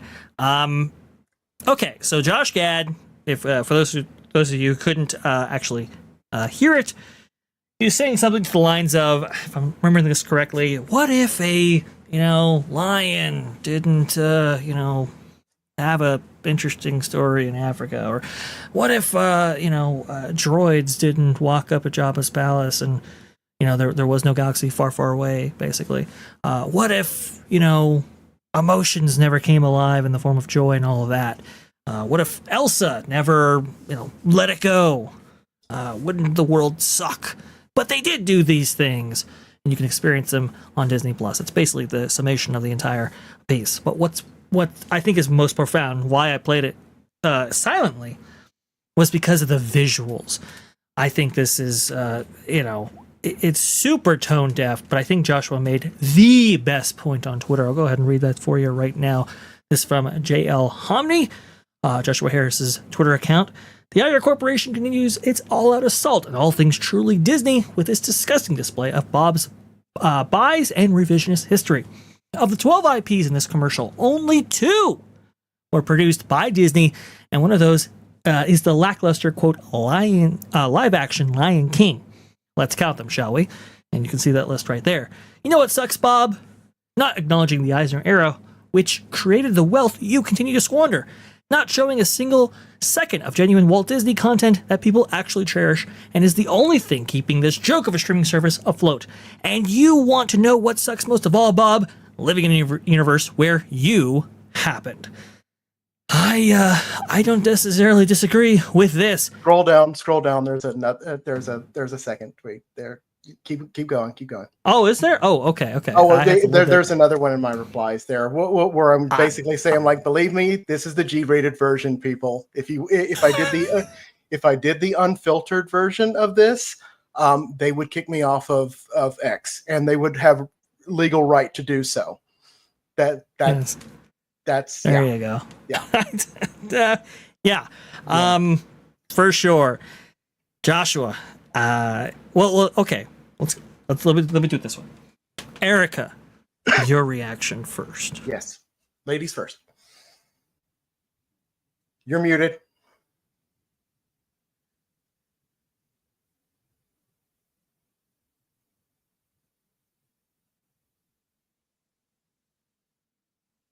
That is weird. No, still muted. I wonder what happened there. That is very interesting. All right, well, while Erika is dealing with the audio issues there on her end, Joshua, go ahead. Oh, are you ready? You ready? Nope. Oh, okay. She's having a second here. So, yeah. Oh, I see. Okay. Yeah. Okay. Go ahead, Joshua. Please take it away. Yeah. What do you think about this Super Bowl ad? This is kind of like the whole entire, like Galaxy's Edge failure thing, where this happens on so many multiple levels. It's kind of hard to figure out where to start from. So let's just approach this first of all from the surface level. The reason why this commercial came out at all is because of the earnings report, where they said that they lost somewhere in the neighborhood of wasn't it 700,000 subscribers on there. For Disney Plus, wasn't that the number? 700,000 subscribers. 700,000 is right there. Yeah, so 700,000 subscribers. This commercial was not supposed to come out. This commercial was supposed to come out during the Super Bowl, but they panicked and they put this out on YouTube instantly. So, as part of that, the message here is that. Wouldn't it be? It's almost like the whole entire mob boss thing. It's just like, hey, nice place you got here. Would be a shame if you lost it, wouldn't it? So then you've got that whole entire dynamic that's going on with it, which is just like, okay, well, yeah, I would feel sorry if real Disney got lost, but everything that you showed me was your lackluster crap that's going on right now. It's just like yeah, sure. I would actually love to have like almost none of this happen. The only redeeming part of that entire spot was Frozen. I mean, everything else, I'm like, yeah, you can go. And then you have the other element of it, which is just from a tonal perspective. So you're saying that the greatest stories live on, but the one that you highlight the most is Only Murders in the Building, and you're glad that all of these people were killed, and I get it. It's a comedy show. I actually have watched the show. I actually like it. I love Martin Short and Steve Martin together. It's just like, I'm the EPCOT guy, so Steve Martin is in like 2 or 3 films inside of EPCOT. I love those guys. It's a fun show, but if you're really going to go with an on-brand, on-message situation here, then this was totally tone deaf. This was tone deaf on every conceivable level. It's just like, are you threatening us? Are you threatening us by taking away everything because you fail to meet your subscriber goals? Is that the message that I'm supposed to take with this? Yeah, it would be a shame if you lost it. And then there's and then I'm just like, well, if you wanted to get me to go ahead and retain my membership onto Disney Plus, or you wanted me to resubscribe, you picked every one of the wrong things to do with that. And then you have something like, okay, I'm going to segue for a second out of the structure. The Simpsons. I want to make this clear for people. It is okay that the Simpsons exist. I want you to be clear about that, people. It is okay that the Simpsons exist. However, The Simpsons are antithetical to everything that Disney has ever stood for. In total. It's disrespect. It's just disrespect of society. It has messages in it and everything that are antithetical to everything that Disney has ever done. It's okay that exists, but you do have to take some responsibility for it. This is completely off-brand for them to do this. And it reminds me of the billboard campaign when Hulu came into Disney Plus, because that was the only way that they were going to save the sinking ship, is that, you know, they had those billboards where they said bippity boppity, and then boo was American Horror Story, or Ohana means Family Guy, or there was one that was involving the Xenomorph as the Queen version of that from the Alien franchise. And it's extraordinarily antagonistic to the actual core Disney brand, which is the reason why you come up with this in the first place. And that's a large crux of the issue, is in the reason why I pointed out that, you know, the only 2 of the 12 films that we're talking about here were on the so-called Disney Plus. So the reason why you have a name like the Disney Plus is because initially, yeah, okay, fine, we'll get the actual history out of the way. Bob Iger essentially ripped it off of Apple Plus, because Apple was coming up with their thing and it was all about the plus for them, so they came up with that. But the general concept of it is that you have Disney plus all this other cool stuff. That's what Disney Plus actually means. A Disney plus the other cool stuff. The actual reality of it is more like plus Disney. So they highlight every one of their subgenres and everything that didn't make nearly as much money as the Walt Disney Company has made and isn't nearly as profitable. And then you get the Disney stuff as well. So that's like one of their major core issues with this, because I think that in large part, people think that this is a unredeemable joke of a streaming service. And the reason why that is because of the way that it's been so poorly mismanaged throughout the entire enterprise. There and even people that have showed up on these shows and others and everything, they say it's just like, okay, there's no way to fix this. This is completely doomed. This is intractable. And I'm like, well, no, there are definitely ways to fix this. And there's a model out there that has existed. So let me set this up this way. So there is the problem that you have with Disney with this one, which is I noticed, which, by the way, there's over 700 Disney produced titles which are still not on Disney Plus. Over 700 of them. 700? Yes, 700 titles that are not on Disney Plus right now, and those are just things that are generally released. I'm not even talking about the really cool stuff that would, like us theme park geeks would be, massive outline. I'm not talking about like Captain EO or something. No, I'm just talking about like actual things that were actually on air or that were in the theaters that they're not showing on there. Some of the films that some of my favorite Disney live action classics are not on the screen with that. Things like Lieutenant Robinson Crusoe, USN, or Moon Pilot, or any of these other ones that are obscure but very charming and very charming shows on there. So you have those things which are not put on there. But let's say, for example, that you actually did put them all on there. The problem that the bean counters and the people, then the marketing executives would say is that, okay, you put those things on there and it's basically a dead, it's a library, but it's just like a real library where not really much action happens and it's just kind of there.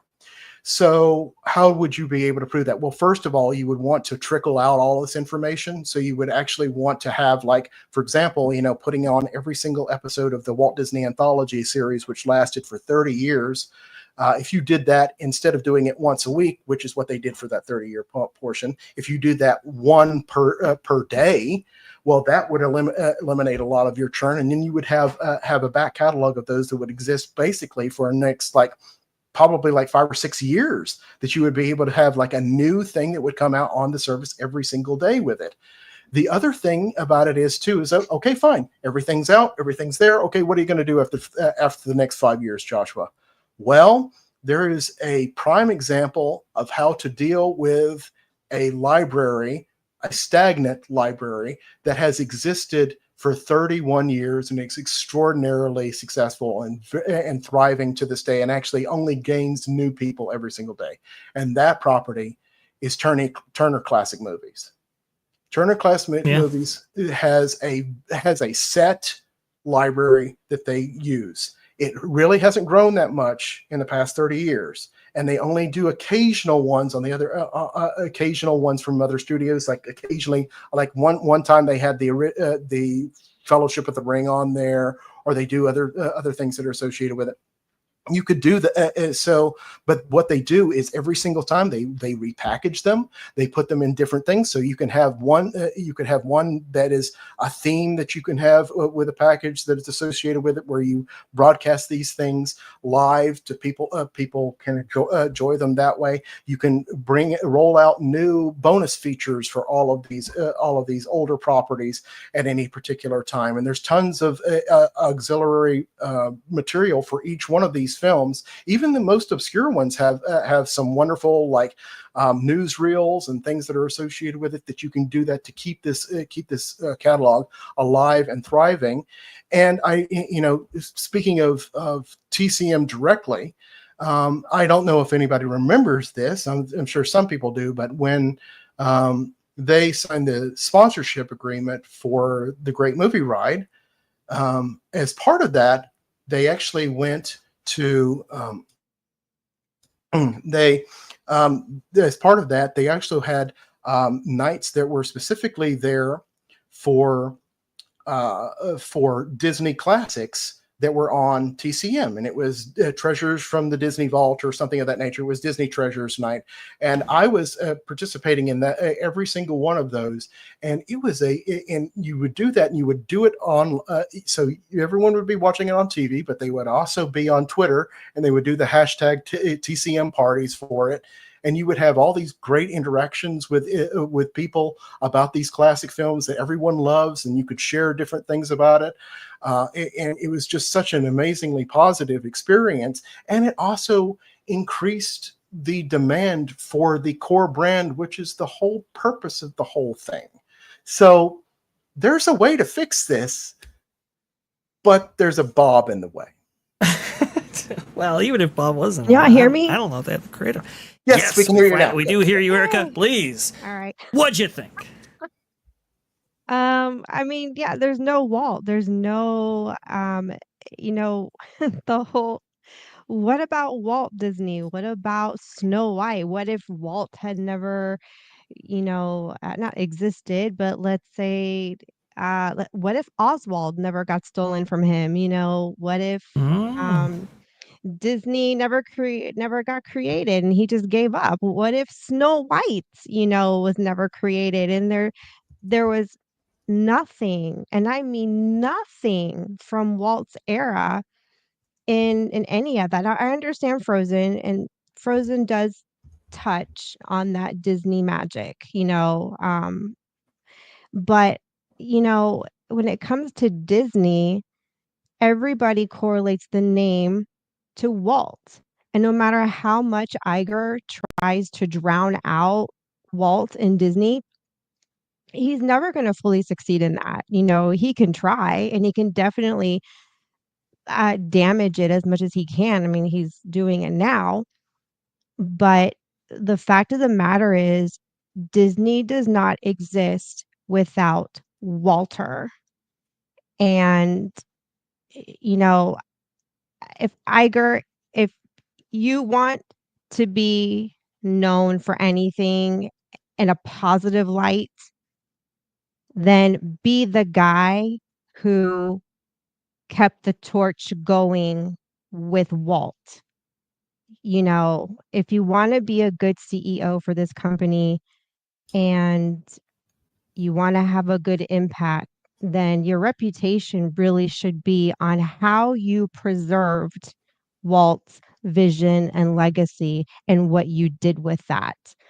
I think even Iger himself completely misses the mark on how much Walt had an impact on the world and society, back then.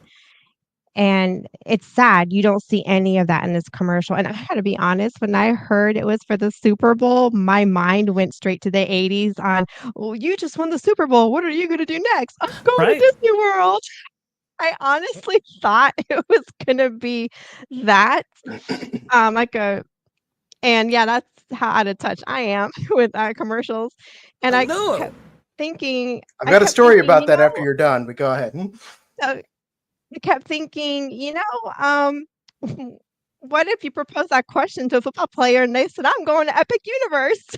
That would be funny, but go ahead, Joshua, and then we have a guest, Yep. a panelist to bring on.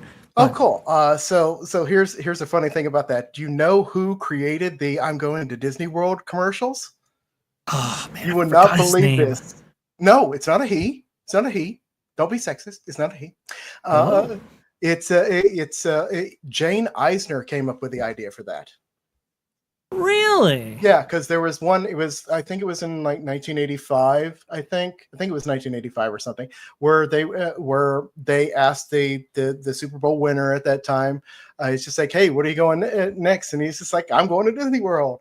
And there was no camera or anything associated with it. But Sure. then Jane Eisner and Michael happened to be at the game, and they said and Jane just like, "That's a great thing.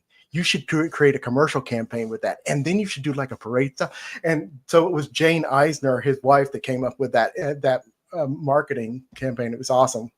Well, I know they tossed it to a team who really did an excellent job, and they were able to secure contracts for the winning teams and stuff like that, and give them a little bit of a payout in order to get a shout out to Walt Disney World. Unbelievably successful campaign that still goes on to this day, actually.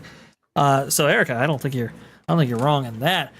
Let's go ahead and get somebody else's opinion on this matter, though. Nolan, Hello, Thunder. Wait. We gotta do the Background. thing. Thunder. Where are you? Are you in Orlando? So I'm actually not in my usual location. I'm actually in the process of moving right now. So I have the temporary jank setup behind me right now. So working on that. But you know what? I really didn't want to miss the streams. And I heard we were talking about the Super Bowl. And I'm like, man, this is a great opportunity. I would love to slam the Philadelphia Eagles. Let's talk trash about them. That's what we're talking about, right?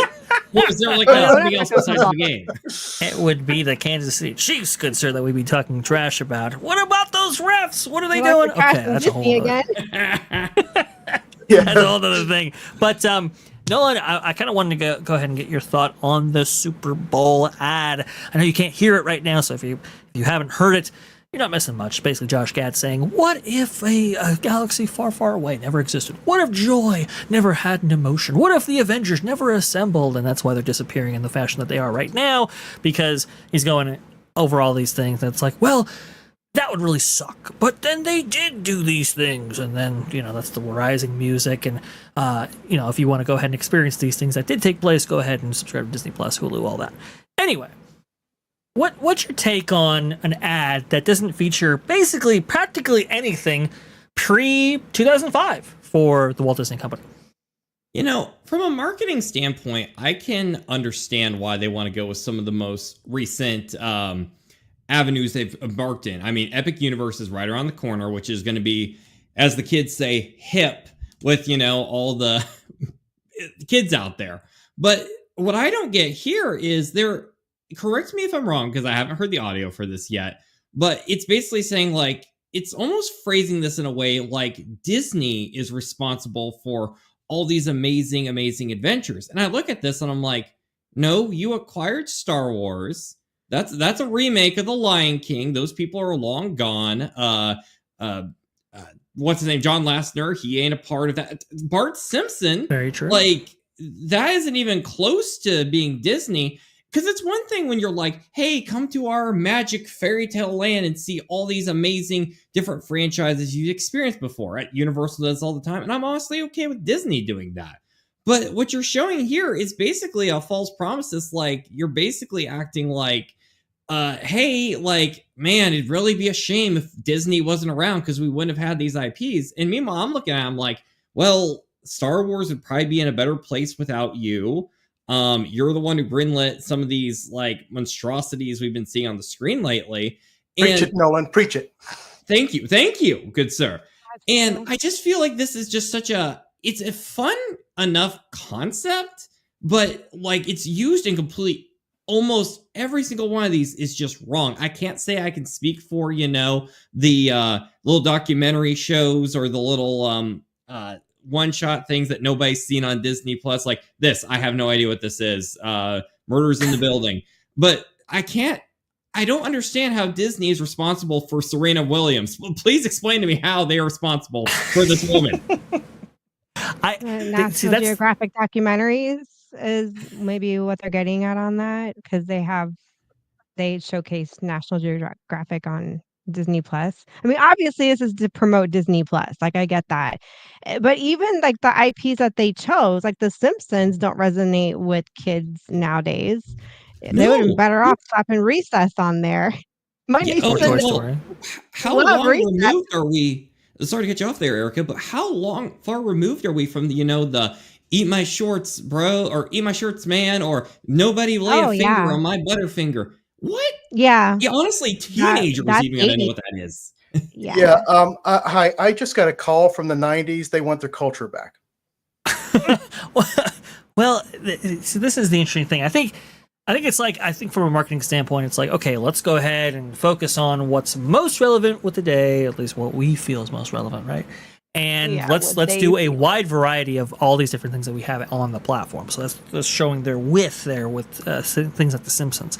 But what's interesting is, and I think Josh is exactly correct, that's not really representative of Disney, and so that's where I think that's where the disconnect comes from. It's interesting. Back in the day, Michael Eisner was very much like, hey, let's go ahead and be a brand for everybody and really have silos, right, that contain entertainment from across the spectrum, but maybe not have everything associated directly with Disney. And that's why there was a delineating line between it and ESPN, for example, or Miramax back in the day. A lot of people don't know Pulp Fiction was a Miramax production, which at the time, well, that was Disney. So it's kind of a Disney film, but you would never know that because of very clever avenues by which they siloed this stuff in. Touchstone, for example, served that purpose. A lot of people don't know that Insane Clown Posse was once under, the Disney had their contract. And if you've ever listened to any of their music, boy, oh boy, that might be a surprise to some. But again, you never knew that because even though they were under the Disney umbrella in terms of business, they were never under the Disney brand, right? And that never affected the Disney brand directly. What is Disney anymore when you put something like this out? Isn't it kind of just like any other brand when you don't have Walt Disney included in that? That I think is the concept here. It's Procter and Gamble. It's Procter and Gamble. Yeah, Disney really, they wonder why they lose so many subscribers. We were promised that going to Disney Plus was going to be the place where we could access the vault, for a monthly subscription. Correct. And we would have access to our entire childhoods. And I looked forward to that, which is why we subscribed. I wanted to be able to watch, Summer Magic with Haley Mills and The Parent Trap with Haley Mills on the repeat whenever I felt like it, or even the old cartoons I grew up with, from the Mickey shorts to, even like Cinderella and Snow White, and even maybe Aladdin. Some of the hits from like the 90s, as well as the newer stuff they're putting out. But they really just restricted.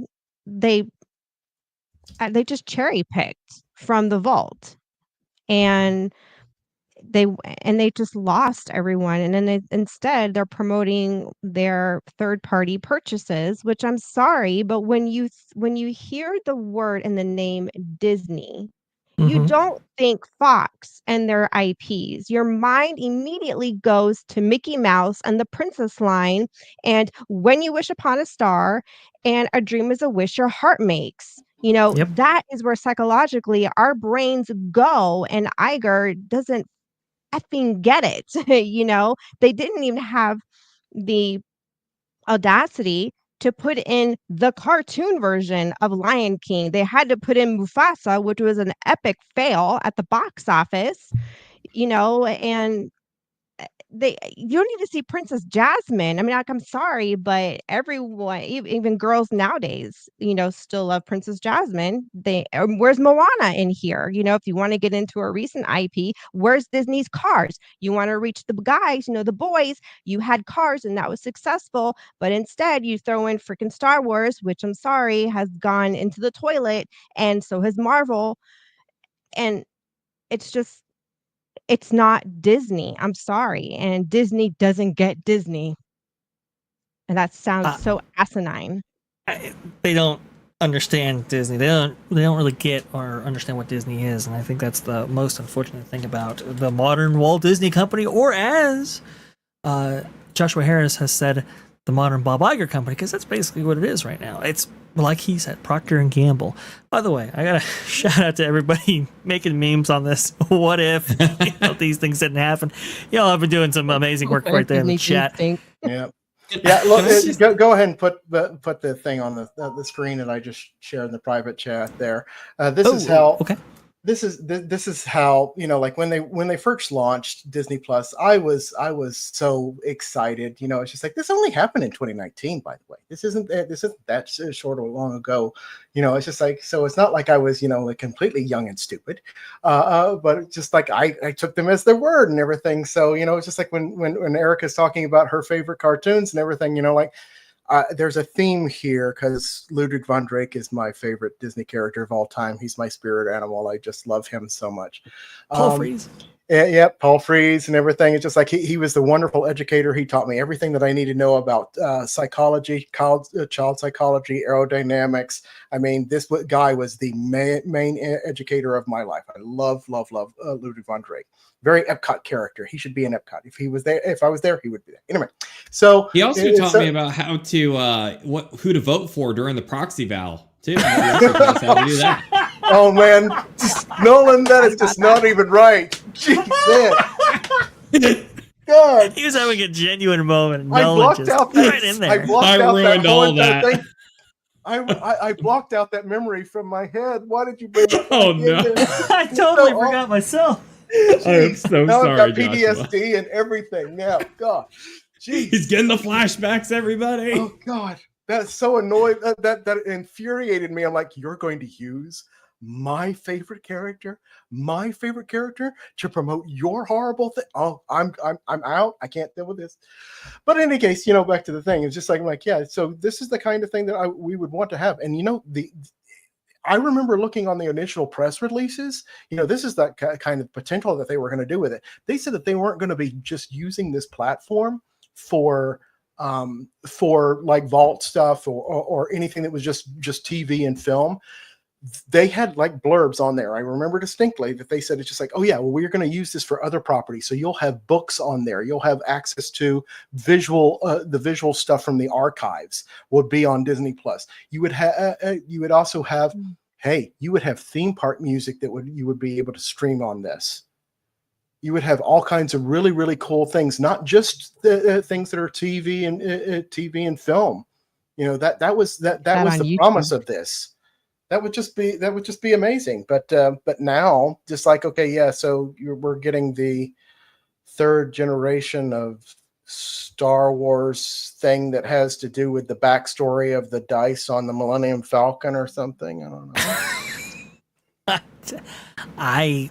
I don't understand it, but hey, you know what, Joshua? I mean, we're being really harsh. It is a really winning strategy. Oh, yeah, it's not actually. They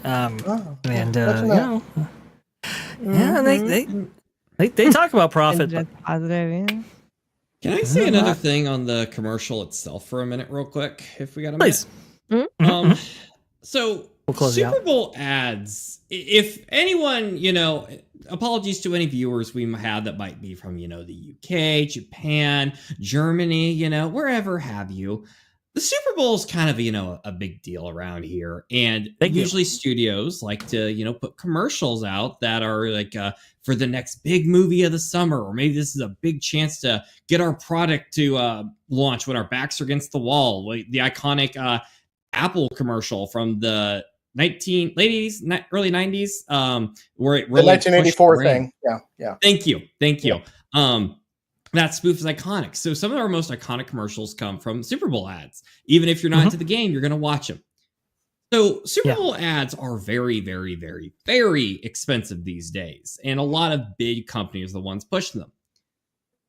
I got to say, even with the budget they had to put into this, the best they could do was a clip show.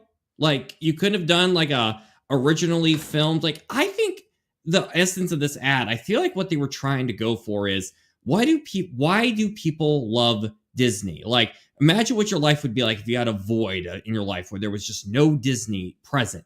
And I think that could be a great concept, because usually people like a Super Bowl ad that will hit them emotionally in a positive way, more of a family way. Other ads in the past have tried to do things that make you feel sad, and it's been a complete flop and people laugh at you. But this was really a chance to really justify, even with all, the struggles this company has gone through, through films bombing, their reputation probably at like an all-time low. This is a chance to remind people why people love Disney. And the best they could do was some Gaussian blur effects to make the characters disappear, or some Photoshop tricks. And Vash, correct me if I'm wrong. Is there a Disney World ad? Do we know yet? Or is it just the Disney Plus ad? Do we know yet? Because we're still a few days from the Super Bowl. They're playing a Disney World ad during the commercial breaks on Disney Plus. I don't know if any of those have been approved for the Super Bowl itself. I'm sure they're going to have multiple ad spots during the Super Bowl, including maybe trailers for their upcoming movie slate. But I understand. I don't know if there's a Walt Disney World ad out there. Go ahead. Yeah. So if this is, as far as we know right now, if this is the only Disney-centric ad, not just a movie trailer, like some that is supposed to promote the brand in itself and how they view it, even if it is IP heaven, then if this is the best they could do, that's kind of sad, because I feel like someone with Premiere and YouTube could put up something more convincing that could really strike a chord to maybe, even with Epic Universe coming, and whether they see it as a threat or not, remind people of why our brand is beloved and why you should book a trip and go to see these movies, and why, if in their eyes, the CEO should stick around, because that was very important to them. They didn't call me. So that's why you listen to Joshua Harris, everybody. That's the moral of the story. Well, and that's the thing, too. So with the opening of Epic Universe, like, okay, you already lost basically the time it would have taken to set up new attractions with the opening of Epic Universe in order to prevent cannibalization in that way, right? Because you should have started on that years ago. They obviously didn't, because guess what? They were throwing all their money on their screen right now in Disney Plus. Okay, fine, whatever. But they really should have leaned into nostalgia, right? Because you don't have anything new, so let's go ahead and just focus on the stuff we do have. Maybe refurb some things, maybe reimagine some things, and make them relevant if you want to, but mostly lean into the things that people went back to Walt Disney World year after year for. That sets you apart from Epic Universe, because you're never going to compete in that space. So it's like, okay, well, let's go ahead and let's refurb Muppet Vision 3D. But instead, they're taking Muppet Vision 3D out May 10th, only weeks before Epic Universe opens. Go ahead, Erika. Oh, yeah, exactly.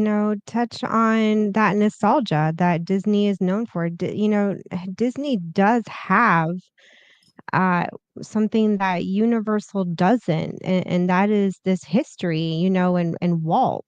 And they have so much there that they could play on, and they choose not to do it because they're so obsessed with being this new modern day company. And it's like, you're not that, and just embrace your past. That's what makes you great. You can do like new things, but don't do the new things in such a way that you're completely erasing and dismissing what put you on the map to begin with.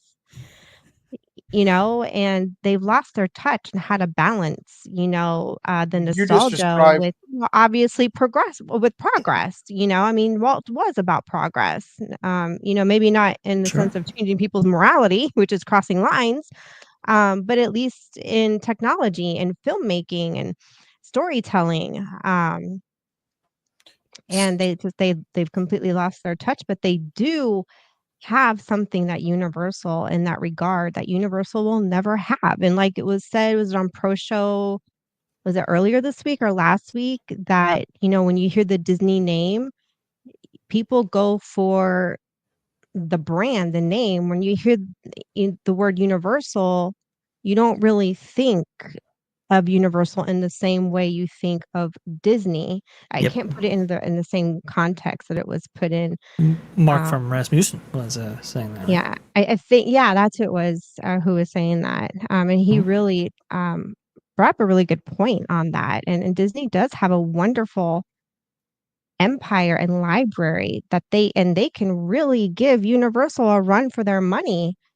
They're just so tapped out of what makes them great that, you know, it's just sad, you know, and here we are sitting back like, what are you doing? Like, you're giving me nothing, no incentive to even bring my grandkids to you because you're just offending my family every which way known to man. Oh yes, absolutely. I don't know really where Disney's heads at, because we've seen Bob Iger talk about the Disney brand. Oh, it's just a special, wonderful thing. It's amazing. It's all of that in a bag of chips. But it's like, well, what is the Disney brand? He doesn't know what he's talking about. He just likes to hear himself talk, you know. That's and true. these are just Correct.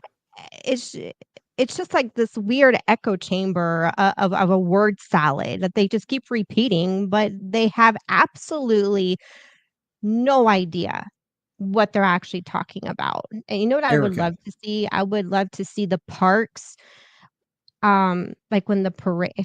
Okay, I'm going back in time here. I loved it when you could hear Jiminy Cricket do the narration before the fireworks. I loved it when it was Tinkerbell that was starting the fireworks. That, if they could get back to that, they would be on a better path than what they're at now, at least in the parks, you know, since their entertainment side is a complete mess. They could at least on the park side kind of go a little bit, you know, backwards to move forward. But, you know, you can't tell them that because to them backwards is backwards. And, you know. Well, you need to go back to the future. Well, you'll have the opportunity actually. I think I know. Go ahead. You know, I know we've been, you know, tearing this ass to shreds, but I think, you know, they actually we're gonna tear it further too. Oh yeah, but you know, guys, I think they could have kept the same concept and actually done it better. Because all you'd have to do is swap out the footage of this, but instead replace it with all the shows that actually already disappear off of Disney Plus, like Willow, Willow, all of them. Like, it's the authentic Disney Plus experience. You're being What if Willow never? Nolan, don't give me ideas because they have the technology and the ability to do this. Please, I've got a lot of stuff on my plate. Do not make me do this. What were you saying, Erika? Really tempting me. That's telling Nolan. Oh, you're being sarcastic for a second there.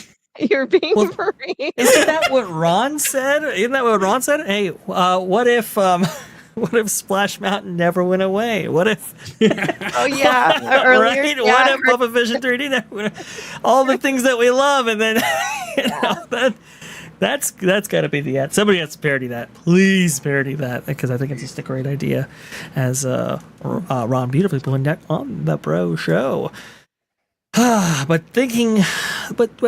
speaking of things that have disappeared, one of those is maintenance. Here we go. That Park Place. Oh. EPCOT ceiling collapses over guest walkway in same area as recent sewage leak. What is going on with the Land Pavilion? It seems trouble continues to brew at Epcot's Land Pavilion. Just weeks after a sewage leak forced a temporary closure of Soarin' around the world and flooded parts of the pavilion, a new issue has emerged. This time, a section of the ceiling in the Soarin' queue has collapsed over a guest walkway. A direct aftermath, complete with a stunned cast member observing the wreckage, can be viewed with the video below. Let's go ahead and play that real fast. Right here, you can see, whoops, uh-oh. That's a big problem. Lots of planks of wood there. I'm surprised nobody actually got hurt, because this is a serious matter right here. We did have a reporter actually go quickly after this actually happened, and just to inspect it for themselves. And you can see the fix here. So this is kind of the concourse entry here for Soarin'. See right there. That's the show ready, show quality that we have from the Walt Disney Company right now. Joshua, you've worked this. What is going on? Well, I'm trying to figure out in my brain right now exactly what's there above that, because I think, I think above that is perhaps the VIP lounge, because that's a very unusual thing. I don't know exactly what it is that dropped out for that. Interestingly enough, though, side comment: when they're walking right now, you're walking right over where the audience was for Food Rocks and Kitchen Cabaret. So on the left-hand side, there was still the stage for years, but then they then about 4 years ago they converted it into bathrooms. But yeah, where you see like the light up parts right down there on the right-hand side, that's where the stage was for Kitchen Cabaret and Food Rocks. But in any case, they okay, I see. Yeah, so yeah, it's weird. I'm not sure exactly what happened with it, or the fact that it was able to collapse like that, because it shouldn't be able to do that in that particular area, because that was part of the queue for the original theater attractions. So yeah, it's strange, but it is some sort of piece of equipment, and I don't know exactly what that is. The other thing that's kind of interesting about this area is that just beyond where they are, when you're going through the queue, you'll note, oh my God, keep it together, cast members. You don't need to put your hand over your mouth like that. Come on, keep cool. Be professional, for God's sake. So there's a part where the actual queue and everything intersects. It actually splits off where the walls aren't completely solid. And right there is a massive door, that drops down from the ceiling. And the reason why they did that is because when they had these two structures that went together, they actually have a huge combined capacity. It's like 6,000 people that can be held in that entire pavilion. But in the case of fire, they have to split it into two buildings.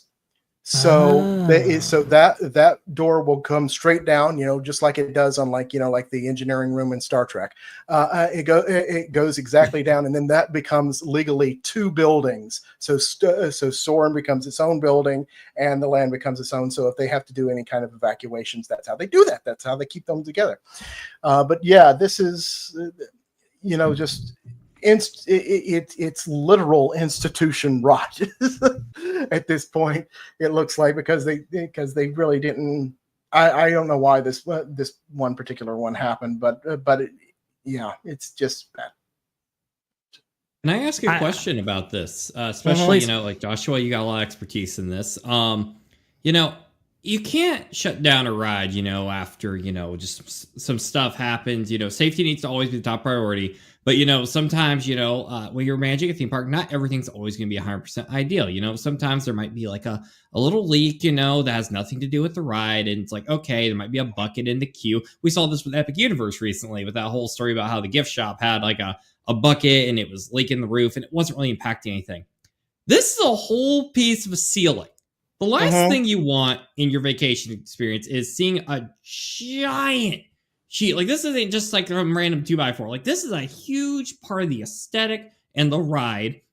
If this had happened, I feel like the best move would have been to, shut down the ride and just, expedite, getting that repaired. Even if the wood doesn't look perfect, just even something as a temporary placeholder. Because when you have that weird cardboard bag thing over it, it feels like you're walking into something cheap. And when you go to a theme park, you're putting a lot of trust in these people that you're going to be going in, like these mechanic arms that are moving you around, these projector screens. And for crying out loud, it's a ceiling. You're probably afraid that, a piece of board is going to fall on someone's head. You're there with your loved ones already. Why is this ride even open? Because this just seems like a huge red flag, and you need to get this fixed before it starts making you look like you're an unsafe park. Am I just spoiled by Cedar Fair and their safety? Like, what's going on here? Okay, so there Bad there show. are, there are legitimate reasons for this.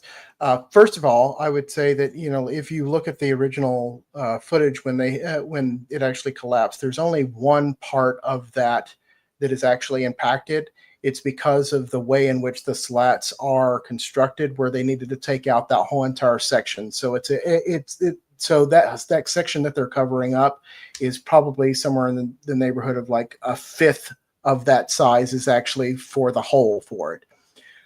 It's going to take them some time. It's going to take them probably another, I would say, this is a millwork thing. So you're looking at probably a construction for a couple weeks, maybe, for them to get the slats in that they're going to be able to do for that. And this is part of the calculation that they make with all of these attractions, because they cannot afford the negative guest impact to keep Soarin' down for that long, especially for that minor of an inconvenience for them. This is what they perceive it as.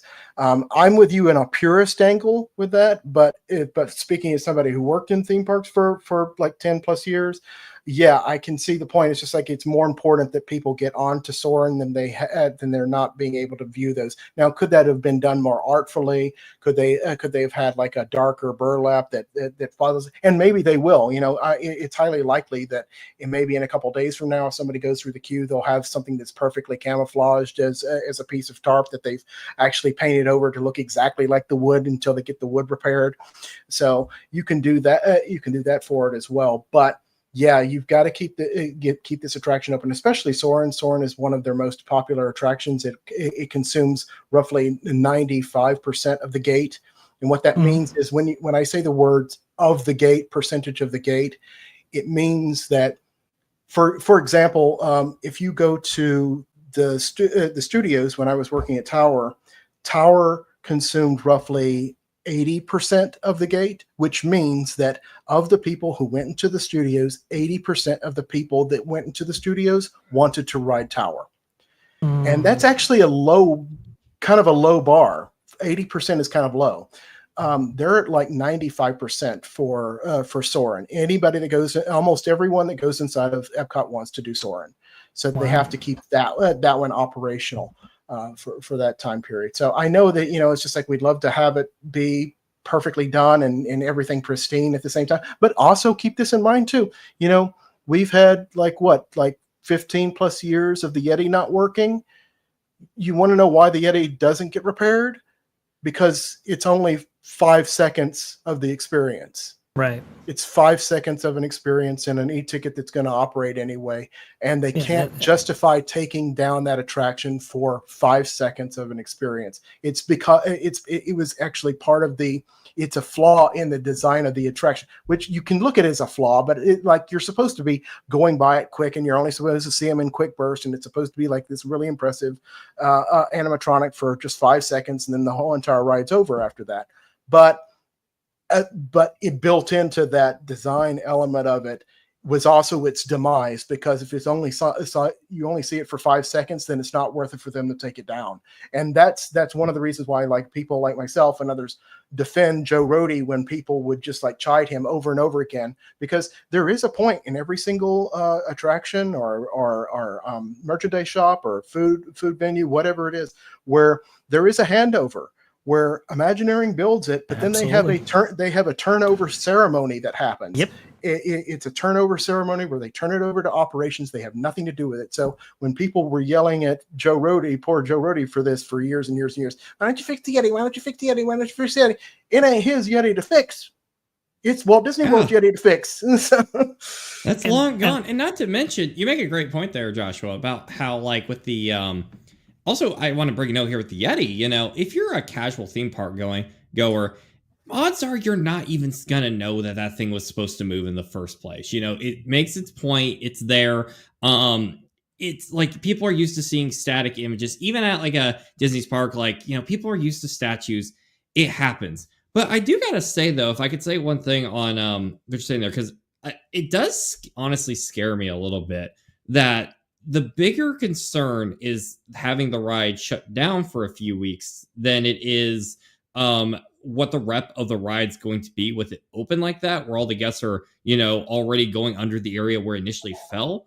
Because, if maybe I just think too logically compared to like a Karen, so to speak, in line who's complaining about like a ride shut down because, I don't know, a car went flying off and they're still going to complain, But I feel like there's a justifiable reason where they're like, yeah, we closed the ride because part of the roof fell down. I don't know. If I was going to a theme park, I'd be like, yeah, life happens. Please fix that. I can go on to one of the other 90 rides at Disney World, But the fact that they're prioritizing, keeping the ride open, I do understand it's a killer app attraction, but I can't help but feel a little concerned, if that makes sense.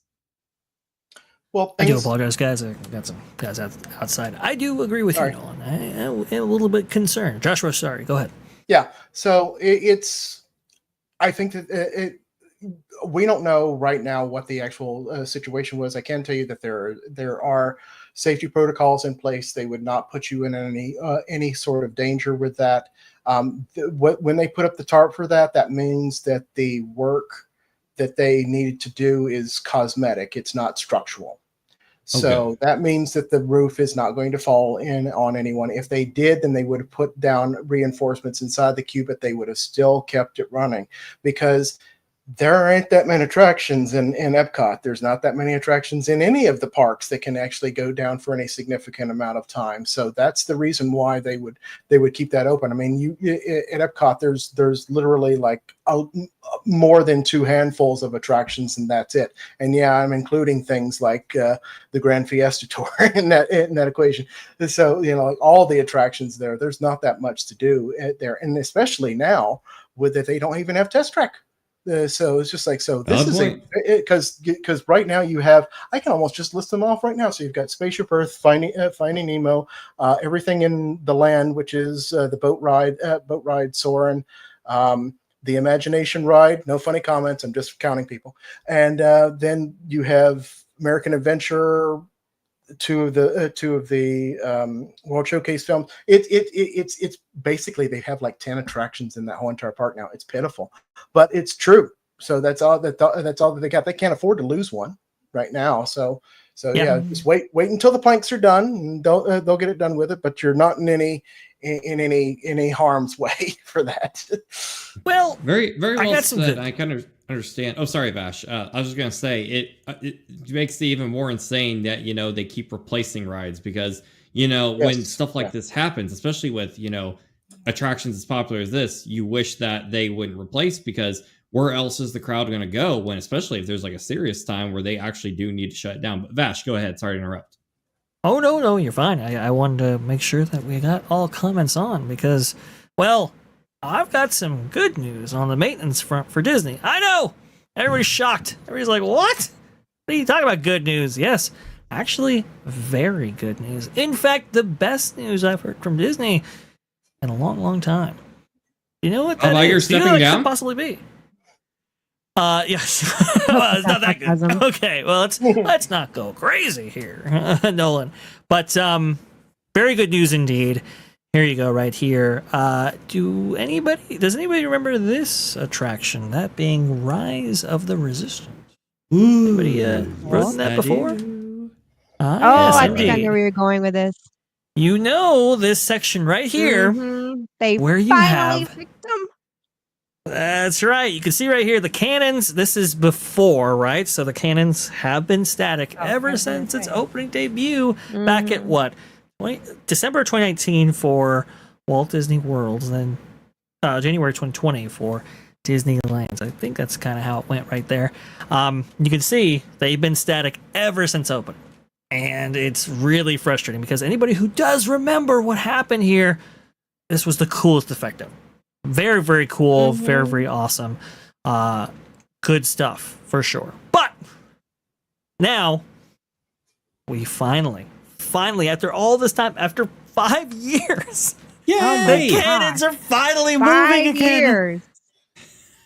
Yes. And they'll work for 2 weeks and then break down again for another 5 years. Don't say that, Erika. It's absolutely possible. But what you guys don't see is the point.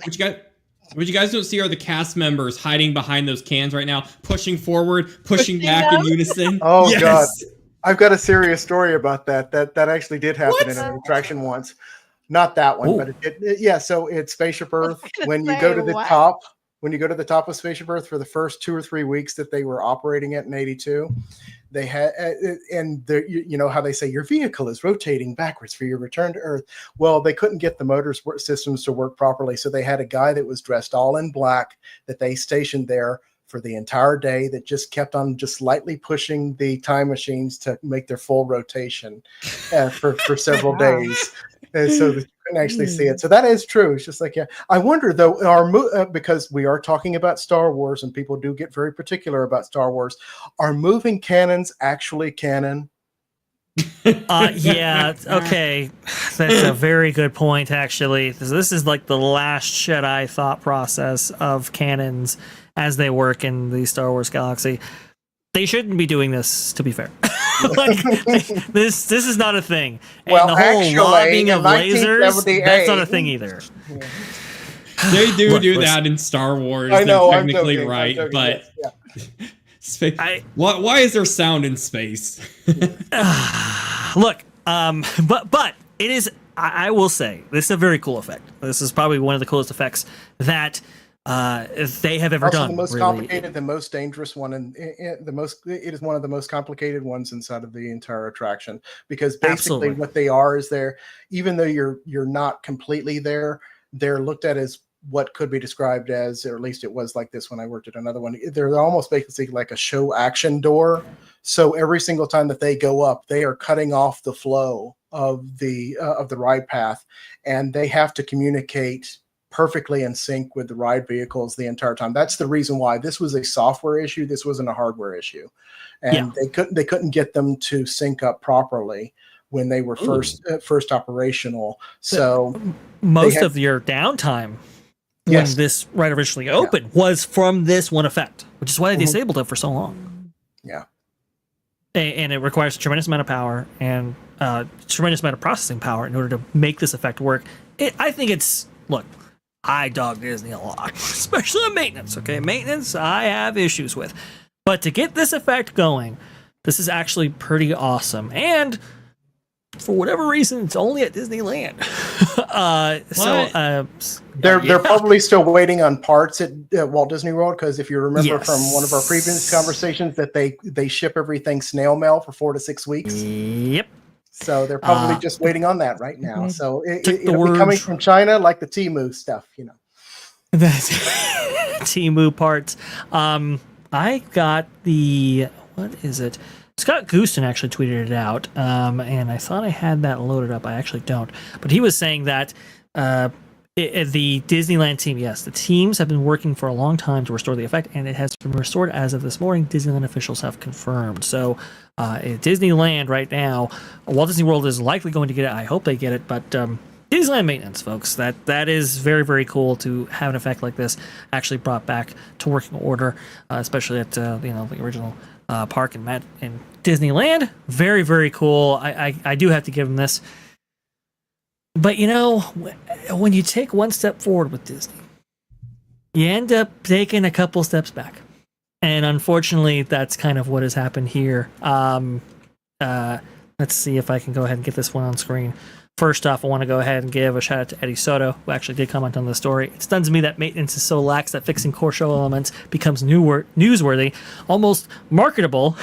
It's working Wednesdays. Why not a list that tells you what percentage of major show effects are down? Rolling ball, AA figures. I love Eddie so much. He's so good. Eddie is one of my mentors / friends.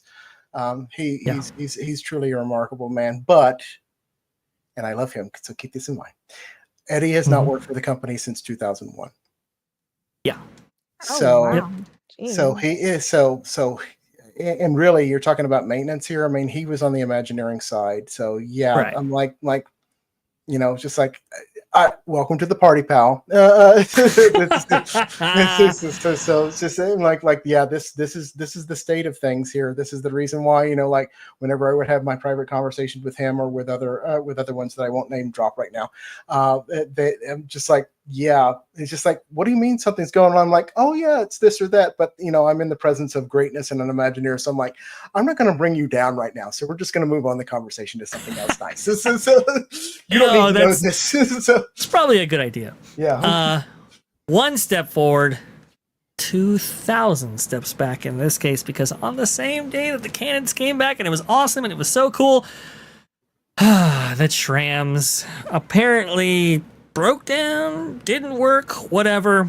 So everybody leaving the park that day who parked at either the Pixar Palace parking structure or the Mickey and Friends parking structure had to walk back. Now, that doesn't sound like a whole lot. Trust me, folks, it is a long walk back to the trams from Disneyland to the Mickey and Friends parking structure. I mean, I thought it was like a mile or something. Now, again, mile, not so bad. When you put down 20,000 steps in a theme park all day, this is real tough. This is real brutal to make everybody Imagine walk basically the perimeter of Disneyland all the way back to their car. Go ahead, Nolan. I'm just saying, imagine the chafing. These people are in such pain right now. The poor individuals of the park. It's just, and you pay $30 to park here. It's $35, I think now. It is terrible. The one time I can compliment Disney on what they're doing, the same day they have something like this happen where the trams are down. Very, very sad. But again, it can't be understated here. Joshua is completely correct. This is the most complicated effect that pretty much WDI has ever done, just in terms of the scale and the safety involved. Very, very complex. To get it back up and running, I think is really cool. Because honestly, and I think all those journal was in the chat as well. Like, I didn't think they would do this. And I'm like, I agree with you. If I were to bet money, yeah, they wouldn't have brought this thing back. Because I grew up where Jones Adventure opened in 1995 when I was 5 years old. I remember, the ice effect that poured down from the top of the ceiling right there. That's no longer there. Yeah. The moving wall effect at the very introduction of that ride, that's no longer working. So, I'm kind of used to, having a cool effect and it not working forever, basically. So when I heard about this and the complexity with this attraction and this specific effect, I'm like, okay, well, it's never coming back. Apparently, it did, which is pretty dang cool. That leaves us to our last story right here. And I've been teasing Nolan about this for since I think last night, right? When we were talking right at the... Bring it on, Vash. What we got here? We got it. And Erika, I am so glad you're with us right now because I think I definitely want you to be part of this conversation right here. We have new footage coming out of Epic Universe, provided by BioReconstruct right here. Aerial video footage of Stardust Racers testing at night. It looks cool. It looks great. It looks awesome. Not gonna lie. But never underestimate the power although, of love. What happened? But you still won't pay me to go on it, but it is beautiful. yeah. I don't like the roller coasters. Here's the thing about all this. Terrifying. People have been comparing this footage with the footage that was out there earlier, provided by, I think, a news crew who flew a helicopter out there, and they've been comparing. Do you notice anything about the comparison? Hang on a second.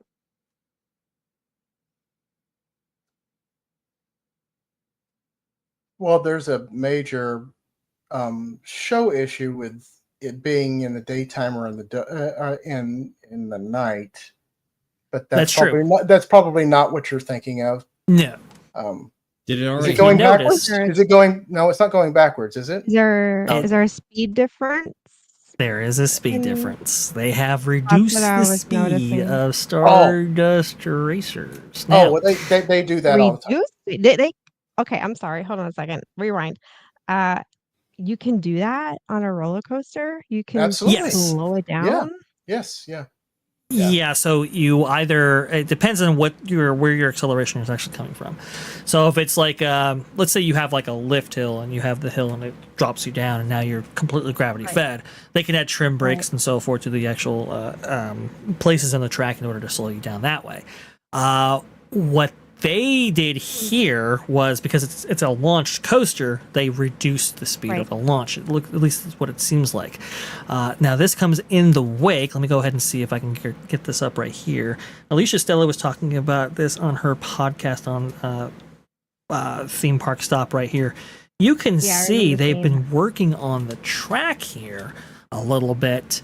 I think we had talked about this maybe last week, perhaps, about them working on the track. I'm not quite sure, but there has been word that their Mack rides might be having problems with its traction. We know that they're slowing down the speed of this. Again, we're only a couple of months away from opening.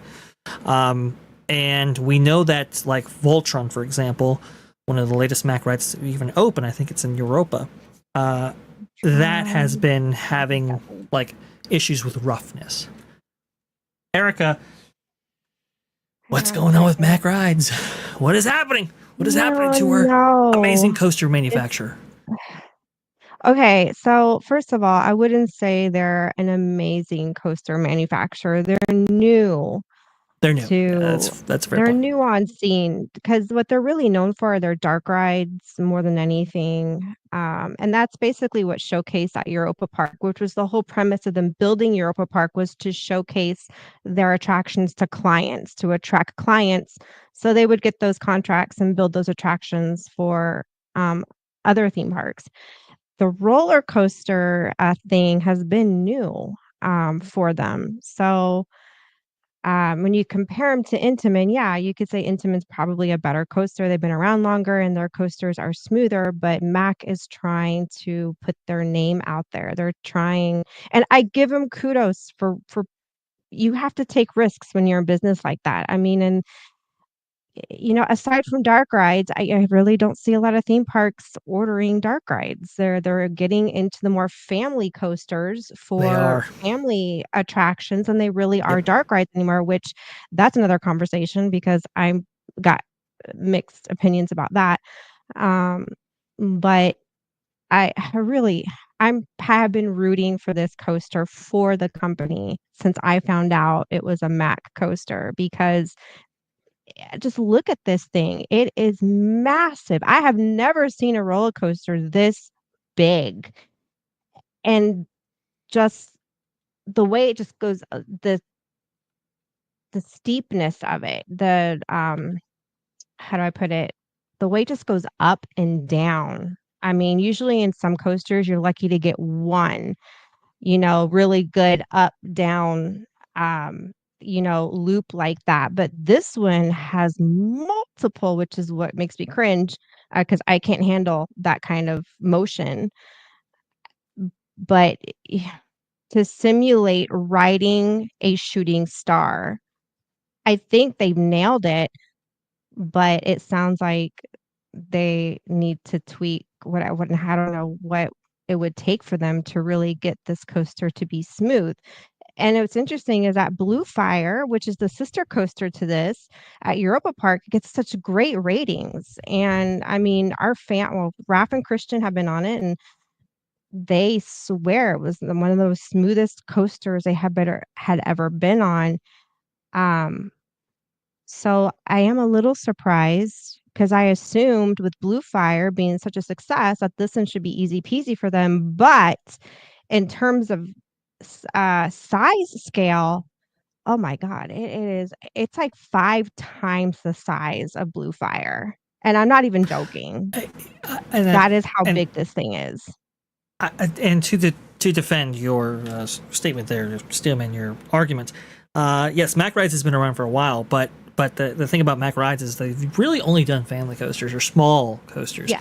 This is the biggest project I think they've ever had that I can think of. And it kind of shocked me, but at the same time, I was excited for them. But I had heard rumblings on comments on other YouTube videos where people were concerned about their launches because their launches are kind of known to be a little bit on the slow side, Yes. and not I've heard as, that. I guess, not as quick jolting as Intamin. So there has been some mixed opinions on this coaster, but I'm still rooting for them. I mean, Yeah. they have to make it work. Look at it. They can't exactly tear it know, down and start over. It looks great. And Nolan, I'm going to go to you next right here, but I want to set you up just a little bit. This is the issues with Mack rides and maybe track and maybe roughness or whatever aren't just exclusive to Mack themselves. Bolliger and Mabillard, B&M have recently had problems. This is for Raptura right here, which I think is going to be opening up at King's Dominion, but I'm not sure about that. Don't chat, don't roast me too bad. But this is their new wing coaster right here. Follow your eye line with this whole thing going down. You see that rippling that happens right there? That should not be happening at all. Yeah, This I should know. be super smooth. This is a brand new attraction right here. And when you're on a wing coaster, remember, you're the farthest from the track that you can possibly be. So any vibration on said track will be most felt, obviously, because you are so far from it right here. So to have a new coaster like this, have this kind of roughness attached to it on a B&M coaster is almost unheard of, unthinkable. So there's actually a lot of this stuff going on right now. Nolan, what is going on with our coaster manufacturers around the country? This is intolerable. This is unusual for me to see because, funny enough, my family, the figure of speech we always like to say on our theme park visits when it comes to B&M is calling them as smooth as butter. So this is rather unusual to me. Well, the good news is it's not open just yet, but this is like something you expect to see with a ride that's been operating for quite some time. I don't know if it has to do with the terrain. It's just, I don't mean this in a mean way, but incompetence as far as the railing system goes. I am glad they're in a position where they can fix it, but I really hope it's a matter of I'm not even going to pretend to be a theme park manufacturer or a part of the construction company, but hopefully it's as simple as, as sanding down things, so to speak, to level things out, as opposed to we have to get a whole new piece of track. And, that's going to be a lot more than a few Benjamins to fix. And I mean, the reality is when it comes to roller coasters, and we went into this a little bit when we were talking about Soarin', things go wrong. Things happen. Rides aren't perfect. If I hear one more time about like a roller coaster getting retracked, I mean, it's just like a changing of the wind to me. I mean, if a ride is popular, after a while, they're going to fix it up a little bit. But for a new attraction jumbling like this, I'm not going to panic because they have time. And to quote, the hip saying, once again, as the kids are saying, let them cook, so to speak. Like, give them some time. I don't want to judge before this thing is out. But, if you're looking at your next door neighbor and it looks like he's about to make a firework and he's not using safety protocol and he's not finished lighting it yet, but you're afraid it's just going to blow up in his face, you have reason for concern. And, if I can bring this full circle here to Star Chasers, I appreciate the fact they have time, but common logic does have to say there is a concern. But, with B&M, I can at least say they've proven themselves and they can fix it. And I've never ran a B&M product that seems like it's going to fall on its face before. And with everything Erika has told me, about the manufacturer for Star Chasers, what's their name again, Erika? Stardust Racers, Mack. Yeah, Mack. Okay. Mack. Everything I've heard about them, like the family operation ordeal, they got my whole praises if they can thread the needle on this thing. And, they have some things backs against the wall. They're on an ambitious project. They have a lot to prove. And they're kind of up at odds against some of the more corporate type companies out there. Yeah. And I want to see them succeed. On the American market. Mm-hmm. Yeah. B&M's like an OG for coasters. I mean, they've been around for a long time. And but B&M is most known for their inverts and their airtime coasters. So I'm not Yeah. quite sure how well versed they are on making these wing coasters. I could be wrong. I may be. I just well, know I love their thank you. inverts. I will ride a B&M invert all day. Those are my favorite. Well, I've never been on a the- wing coaster yet, though. That's The ride maybe vehicle on the you're bucket list. seeing here is there is a very similar type ride vehicle over in Cedar Point, over in Sandusky, Ohio. There is a ride called Gatekeeper. And that ride has pretty much the same ordeal. You know, you can't walk over the track. You have to board at two separate things. They split the queue into two different, like Group A, Group B, and you board. That ride is literally, you could take a nap on that ride. That thing is just more. It is so good. I will geek about that thing for an hour if you let me, but I won't. But I know I have trust in them that they're not just going to rush this project out of the gate. But you know, things happen. That's why coaster documentaries are so fascinating, because some rides just have problematic history. Some rides are just cursed. I don't think this one's going to be this case, but I can't. All I can say is I wish nothing but the best of luck for, you know, B&M here, because they got a huge legacy to stay true to. And I think there's concern here. Every park goer should be concerned anytime they see something like this. But I think they'll pull through. For Mac, I think that I am rooting for them even more hardcore, because they almost feel like the underdog here. And I want to see them go with flying colors, so to speak, because it's relevant to this ride with Star Chasers. Sorry, that pun was bad. I know. But I trust, you know, I prove it to me. And I want to see them being one of the next big dogs out there. So I hope it comes through. I'm optimistic. I really am. Now, so some of you have ridden a Mac coaster on a much smaller scale. Slinky Dog Dash was built by Mac, right? Mac? Yep. Really? So they have the ability. Now it makes more it's sense. there. That makes more sense in my head. Gosh, stop it.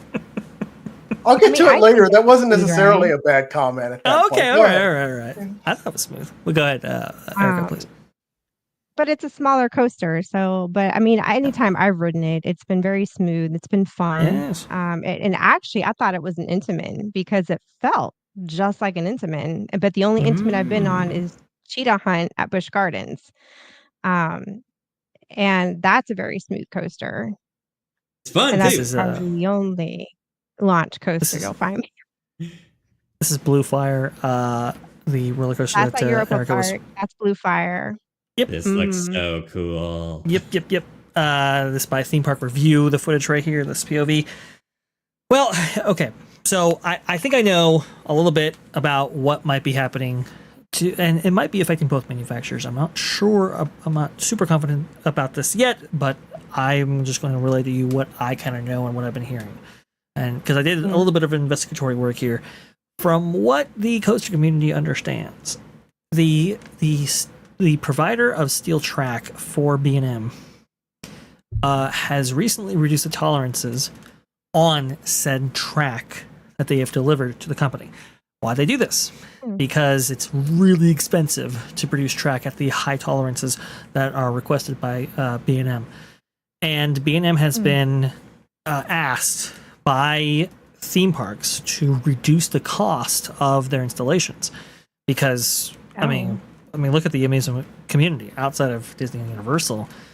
You know, attendance has been declining, not inclining. To use a roller coaster reference, I guess. And so it's like, okay, well, because we have reduced funds in order to provide these for these new attractions, they've asked B&M to reduce costs, and they've done it in two ways. One is the wheel assembly and the actual coaster cars themselves, the coaster trains themselves, which are very expensive for B&M, and they've made changes there. Is that a reduction in quality? Perhaps. And also, to the tolerances in their steel. Those are the two ways they've tried to accommodate, I believe, parks looking to add new offerings, especially from a manufacturer like B&M. And also, to Erika actually mentioned it before as well with her commentary, that a lot of these roller coaster manufacturers and these parks have been adding family rides and family coasters. We're not getting a bunch of bigger rides from a lot of these different amusement providers. Why? Because it serves a larger audience, a family versus just a demographic that can go on a big coaster, and they're cheaper. That's kind of what we've been seeing from the industry. Joshua, we're talking about Slinky Dog Dash. What do you have to say about the subject? Yeah. So, well, to start off with okay, fine. You move the video. I'll do this one then first. I'm noticing just by watching it that, oh no, it's fine. I can adapt. I'm noticing that it does have, you're going to get a lot of airtime on this, and it does seem like it's a little bit more of a tranquil experience and everything, which actually appeals to me. So that's cool. I like that. The thing that I would say about the speed is that typically when you're doing an LMN, the magnetic launch one, I can't remember the word for it. They do typically start off extraordinarily fast. An example of this would be Rock and Roller Coaster. Rock and Roller Coaster was one of the very first ones of those launch coasters, and that one it was extraordinarily fast. It was faster than what Tron is today. So it was only going to last for like 50 seconds or so, and then what they did is they continuously slowed down the speed. Now the problem with that, though, and this is the problem that that Rock and Roller Coaster experienced, is that when you slow down these roller coasters, when you put in new brake zones, when you increase the friction for it, you're also increasing the wear and tear, and you're also making it more likely that you're going to experience downtimes with the systems. Because if you think about like a roller coaster track, if you think about it if you just think about it in the most simplest terms, like just one continuous straight track, if it's going 200 miles an hour down it, it's really not making any contact at all with the actual track because of the forward momentum. It's almost levitating across it. But if you slow that down to say 50 miles an hour as opposed to 200, you're going to increase the wear and tear on your system. So I do understand that they have to keep this one slower, but at the same time, just like this may or may not be a problem with it. The other thing that I would notice, this is me being not nitpicky, but definitely I'm just like, I can see that this one's going to have the same problem that Tron has, which is this is a roller coaster that is made for the nighttime. This is not a coaster that I think that anyone really wants to experience during the day. They don't have any off-board show elements by design. They have nothing really for you to look at. Unlike the one that Erika showed us, the other sister one, just like where they have some scenery and stuff, which is nice. This one's going to have nothing for it. I mean, it's kind of ugly to look at if you're looking at during the day, but at the night, it's great, it's fine, whatever. The other one that you were talking about, the one that is the one that's the wing coaster. My overall feeling on that is, and I'm a designer, I'm not an engineer, but is that if you look at the actual ride system on there, that seems like it's way too heavy for the actual track, because you have to over-engineer that in order to get the flying thing to work to begin with, because you're approaching it at an awkward angle. So when you see those almost hexagon shaped yellow support beams on there, those have to be over-engineered in order to get them into that awkward angle for the vehicles. So that's so my assumption is, and this might actually, with this one not even open yet, that actually might be to its detriment forever, because if you can't, because if it's a weight problem with the vehicle, it's over. I mean, you can't do anything with that. This will be a at max 10-year attraction, probably 7, and then they'll just have to tear it down after that. So, well, if it's what I'm saying about that one, so yeah. Right. they have done wing coasters before. Wild Eagle at Dollywood. Nolan, I know you mentioned them before. They usually do okay. And honestly, B&M's really the only one that does wing coasters at this point, which is very interesting. They have done a ton of them, but they've done enough, and it's just weird to see the quality diminish here from these established brands. We'll have to see what happens with Intamin and the Fast and Furious coaster that's actually going up in at Universal Studios Hollywood. Also here, I've heard too that the G-forces that they were measuring on various parts of Stardust Racers might have been a little bit too high as well. So that also could explain the speed problem. But it's one of those things where it's like, wow, why didn't you do your modeling before? Go ahead, Erika. I don't know what it is about European manufacturers. For whatever reason, a lot of their attractions do go faster for longer than in the States. Don't ask me why. I don't know if it's a cultural thing or what, but even like their smaller coasters just standardly go faster and for a longer runtime than what you get in the States. So like their version of Thunder Mountain, which is the same company that built Thunder Mountain Railroad, the one over here, Colorado Adventure, right? Is what it's called. It's very thrilling. We'll say that. And if you want to sit in the back, you better hang on because you feel like you're going to go flying out of your seat. But one thing, Europeans don't play. You jog my memory on something because I watched. There's a very recent documentary on Europa Park, really interviewing the family and the family going into like their history and kind of how they got on scene with roller coasters. And one thing they mentioned, and I want to say it was Blue Fire because Silver Star is actually B&M. It's not Mac.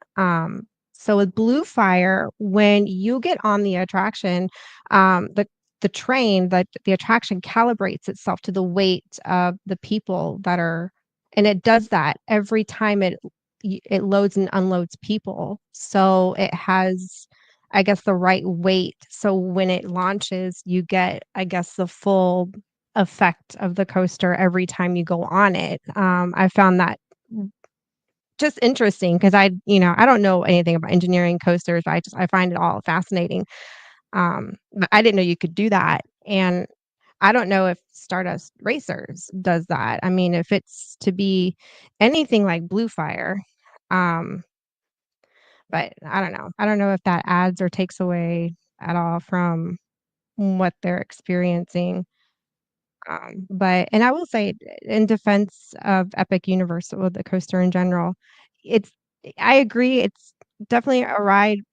It'll be more attractive at night, but because it's a dueling coaster and it's a race, I think, and the size of this thing alone is really going to attract a lot of people even during the day. Because I honestly, I've never seen anything so massive. And for it to be a dueling coaster, which, I mean, they already took Dueling Dragons out of Islands of Adventure. And I feel like in some way, this is like a homage to that. Since they took away a beloved coaster, this is Universal's way of bringing back a dueling coaster, but like on an epic scale, pun intended. Oh man, it is going to be on an epic scale. They've got a lot of new stuff, but they've really never built before. Super Nintendo World, obviously, they've done a couple of iterations on that, and even then, they were having some issues with the Donkey Kong coaster. I know, but they overcame them. The Japanese version of that was able to open. But I know, like Wizarding World, that is a very ambitious, the Battle for the Ministry, very ambitious attraction that they've really never done quite before at that scale. Stardust Racers, obviously, brand new. There's gonna be it's gonna be interesting to see how this all shakes out. I'm incredibly excited for Fast and Furious, but that's just me. Oh my goodness gracious, a lot of great stuff going on in the theme park world. Maybe not so much from Disney, but don't worry, we'll have everybody else pick up the slack, I suppose. Whew, boy. But I think that just about does it right here. I have been streaming since 9 this morning, my time, which 11 Eastern. I am I am a little bit out of it right now. I've been standing in this spot this entire time, so I have got to get some food in me. And I know our panelists, they have things to do as well. But before we let our panelists go, I would be remiss if we didn't actually shout them out right here. You just heard from Erika from Hanging with Erika and Raph. She is absolutely fantastic. She is wonderful. Thank you so much, Erika, for joining us each and every single time we do one of these here at T3PO Live. Please, where can we find you? Oh, you're muted. This time, StreamYard mute. Sorry. My You're good. earbud died, so I had to switch to my corded. Anyway. Yeah, you can find us there at Hanging with Erika and Raph. I don't have any new videos up, so we're kind of going through a dry spell. So right now I'm just basically stream hopping on wherever I get invited. So it's been fun. I love stream hopping. I just love yapping my flap on different topics, especially theme parks. But that's kind of what we got going on. Not a whole lot is what's going on. So if something comes down the pipeline, I'll put it out there. Y'all will know. And we can find you on Spice Lunch. We can find you on the Pro Show on occasion right there. You make appearances in a lot of our different venues and outlets. Thank you so much for everything that you do, Erika. Your commentary is delightful. And hey, you know, I had to bring up the coaster segment with you because I knew you knew something about it. And that's also why I brought it up with Nolan here, because Nolan, I know he's a theme park junkie like all of us. So, Nolan, where can we find you at Nolan Thunder? All right. Well, I usually have, a prop prepared to give a whole commercial spiel about this Sunday. You need to check out this video game mystery in the ring. Yeah, no, I don't got nothing like that. I've been moving like the past month, week, whatever you want to call it. So I don't have nothing. So I can just tell you a little bit about what I do here. If you go to this show right here called Nolan Thunder, I talk about video game mysteries, internet mysteries, and all sorts of mysteries. I do little documentaries with a mix of comedy, education, and some B-movie horror elements. But it's fun to produce, and I do have a new episode that I do promise is going to happen. I know I've been yapping about for the past several months, but it is getting much closer to completion than where it was before, which is kind of redundant. But, it's now that I'm a little closer to being done with this move, it's going to be speeding along here. So I would say in about March, keep an eye on your YouTube uploads, because I got a video on Mario 64 coming up. So if that's something that appeals to you, please check out my channel. Absolutely. Nolan, I know he puts in the hard work. He makes some extraordinary content. Please go ahead and give this man a subscribe and support him wherever he may be, whether it be the Pro Show or even Toony Talk TV, which is Marvin having a show tonight? No, he is out on a trip currently, so it's going to be rescheduled to another date. We don't know the actual date just yet, but keep an eye out for those who follow, and there might be a good reason to subscribe to Toontown TV that's hosted by Marvin the Movie Monster, because we have a stream every Thursday night, usually at 8 o'clock p.m., and we talk about a lot of the media news, and it's a lot of fun. We tend to have a lot of cool guests showing up, too, so if you'd like to hear more about me rambling, check out that show. Absolutely. Yeah, I agree. I'd be redirecting right now if that were the case right there. But c'est la vie. We'll go ahead and get them next time. Yes, Deborah, I do agree with you. I definitely need need food. I haven't gone to the restroom ever since I started hosting that park place, which was a long time ago. So crazy man.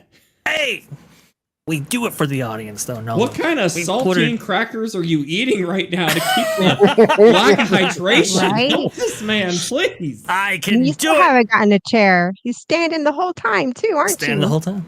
I'm going to tell your mother on you. Okay, your mother follows me on Twitter. I will get her on my side, and you are going to get a stool. And I'm not going to show up on the show anymore until you get a freaking stool. Okay, I understand that you want to go ahead and you want to project from the diagram and be alert and everything, and you could do that. But while everybody else is talking, and I go on my 50-minute diatribe, you can take a break.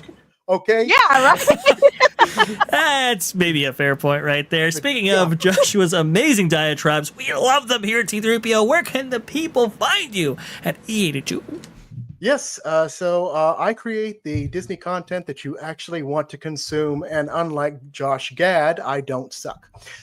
So yeah, I do. Epcot Legacy is one of my two identities, so that one has tons of music, artwork history, all kinds of wonderful things. I just recently got a massive data upload for some extraordinarily wonderful things. I'm so excited to play with them and everything. So I've got some wonderful audio that's going to be premiering very soon for my locals community first, because they always get everything first. One of the things that they're doing right now is they have exclusive access to a new album that I created, and it has a very it's very highly regarded at this point. It's only available for my local subscribers until October.